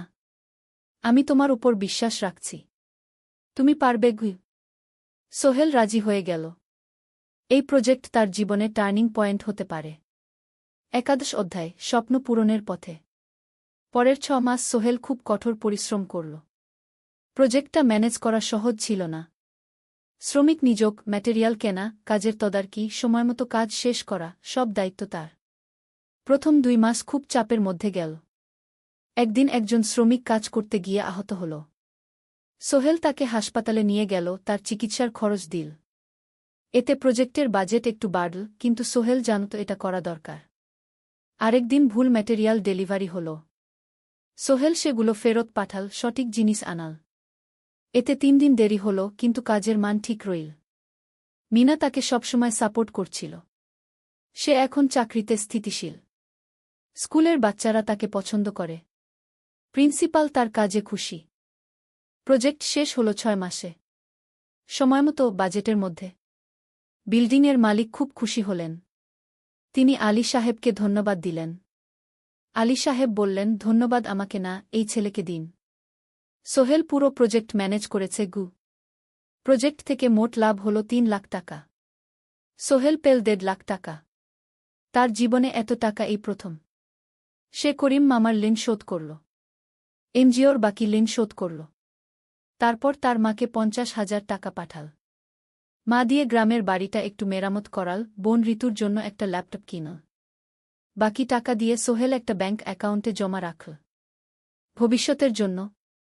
আলী সাহেব সোহেলকে আরও 2টো প্রজেক্ট দিলেন। এবার একটু বড়। সোহেল আত্মবিশ্বাসের সাথে সেগুলোও শেষ করল। 2 বছর পরে সোহেল সিদ্ধান্ত নিল, এবার নিজের কোম্পানি খোলার সময় এসেছে। দ্বাদশ অধ্যায়, নতুন শুরু। সোহেল তার সব জমানো টাকা দিয়ে একটা ছোট্ট অফিস ভাড়া নিল। 2 রুমের অফিস। একটা রুমে কাজের জায়গা, আরেকটায় ছোট্ট মিটিং রুম। অফিসের সামনে একটা বোর্ড লাগাল, Sohel construction and development. Mina তাকে সাহায্য করছিল। সে অফিসের অ্যাকাউন্টস দেখত সন্ধ্যায় স্কুল থেকে ফিরে। দুজন মিলে একটা টিম। প্রথমে ছোট ছোট কাজ নিল। বাড়ি মেরামত, দোকান সংস্কার, ছোট বিল্ডিং কনস্ট্রাকশন। কাজের মান ভালো রাখার চেষ্টা করল। সময়মতো শেষ করল। দাম ন্যায্য রাখল। ধীরে ধীরে সোহেলের সুনাম ছড়িয়ে পড়ল। মানুষ তাকে বিশ্বাস করত। তার কাছে নতুন নতুন কাজ আসতে লাগল। প্রথম বছর খুব কষ্ট হল। কখনো লাভ হতো, কখনো লস। কিন্তু সোহেল থেমে থাকল না। সে শিখতে লাগল ব্যবসা কিভাবে চালাতে হয়। দ্বিতীয় বছরে পরিস্থিতি ভালো হল। সোহেল এখন 3 জন স্থায়ী কর্মচারী নিয়োগ দিল। একজন ইঞ্জিনিয়ার, একজন সুপারভাইজার, একজন অফিস সহায়ক। তৃতীয় বছরে একটা বড় প্রজেক্ট পেল। একটা স্কুল বিল্ডিং বানানোর কাজ। 5 তলা বিল্ডিং। সোহেল পুরো মনোযোগ দিয়ে কাজটা করল। শ্রমিকদের ভালো বেতন দিল, ভালো ম্যাটেরিয়াল ব্যবহার করল, সময়মতো কাজ শেষ করল। স্কুল কর্তৃপক্ষ খুব খুশি হল। তারা সোহেলের কাজের প্রশংসা করল। এই প্রজেক্ট থেকে সোহেল প্রায় 5 লাখ টাকা লাভ করল। এই টাকা দিয়ে সে আরও ভালো একটা অফিস নিল। আরও কর্মচারী নিয়োগ দিল। এখন তার কোম্পানিতে 10 জন স্থায়ী কর্মচারী। প্রজেক্ট অনুযায়ী আরও শ্রমিক নিয়োগ দেওয়া হয়। ত্রয়োদশ অধ্যায়, পরিবার। এদিকে সোহেল আর মিনার সংসারেও খুশির খবর এল। মিনা গর্ভবতী। 9 মাস পর তাদের একটা মেয়ে হল। নাম রাখল সারা। সারা যখন জন্মাল, সোহেলের মা আর বোন চট্টগ্রামে এল। মা 1 মাস থেকে গেলেন। মিনাকে সাহায্য করলেন। সোহেল এখন একটা বড় ফ্ল্যাট ভাড়া নিয়েছে। 3 রুমের ফ্ল্যাট। একটা রুমে সোহেল, মিনা, একটায় সারা, আরেকটায় অতিথি রুম। মায়ের জন্য সোহেল সিদ্ধান্ত নিল তাকে চট্টগ্রামে নিয়ে আসবে। গ্রামে একা থাকা ঠিক না। কিন্তু মা রাজি হলেন না। না বাবা, আমি গ্রামেই থাকব। এখানে আমার পরিচিত মানুষ আছে। তোর বোনকে নিয়ে যা। ও ঢাকায় পড়ছে, চট্টগ্রামে এনে ভালো কোথাও ভর্তি করিয়ে দেগি। সোহেল তাই করল। ঋতুকে চট্টগ্রাম বিশ্ববিদ্যালয়ে ভর্তি করিয়ে দিল। ঋতু এখন সোহেলের ফ্ল্যাটে থাকে, বিশ্ববিদ্যালয়ে পড়ে। সোহেলের মনে হল তার জীবন এখন পরিপূর্ণ। স্ত্রী, মেয়ে, বোন সবাই তার কাছে। ব্যবসা ভালো চলছে। মা গ্রামে সুখে আছেন। চতুর্দশ অধ্যায়, সফলতার শিখরে। 5 বছর কেটে গেল। সোহেল এখন একজন সফল উদ্যোক্তা। তার কোম্পানি কি সোহেল কনস্ট্রাকশন অ্যান্ড ডেভেলপমেন্ট এখন চট্টগ্রামে বেশ পরিচিত। প্রায় 30 জন কর্মচারী তার অধীনে কাজ করে। সোহেল এখন শুধু ছোট প্রজেক্ট করে না, বড় বড় প্রজেক্টও করে। একটা 8 তলা বিজনেস কমপ্লেক্স বানানোর কাজ পেয়েছে। একটা হাসপাতাল বিল্ডিং বানাচ্ছে। মিনা এখনও স্কুলে পড়ায়। সে এখন ভাইস প্রিন্সিপাল। সাথে সোহেলের কোম্পানির অ্যাকাউন্টস ম্যানেজার। 2 জন মিলে ব্যবসা চালা। সারা এখন 4 বছরের। স্কুলে ভর্তি হয়েছে। খুব চালাক মেয়ে।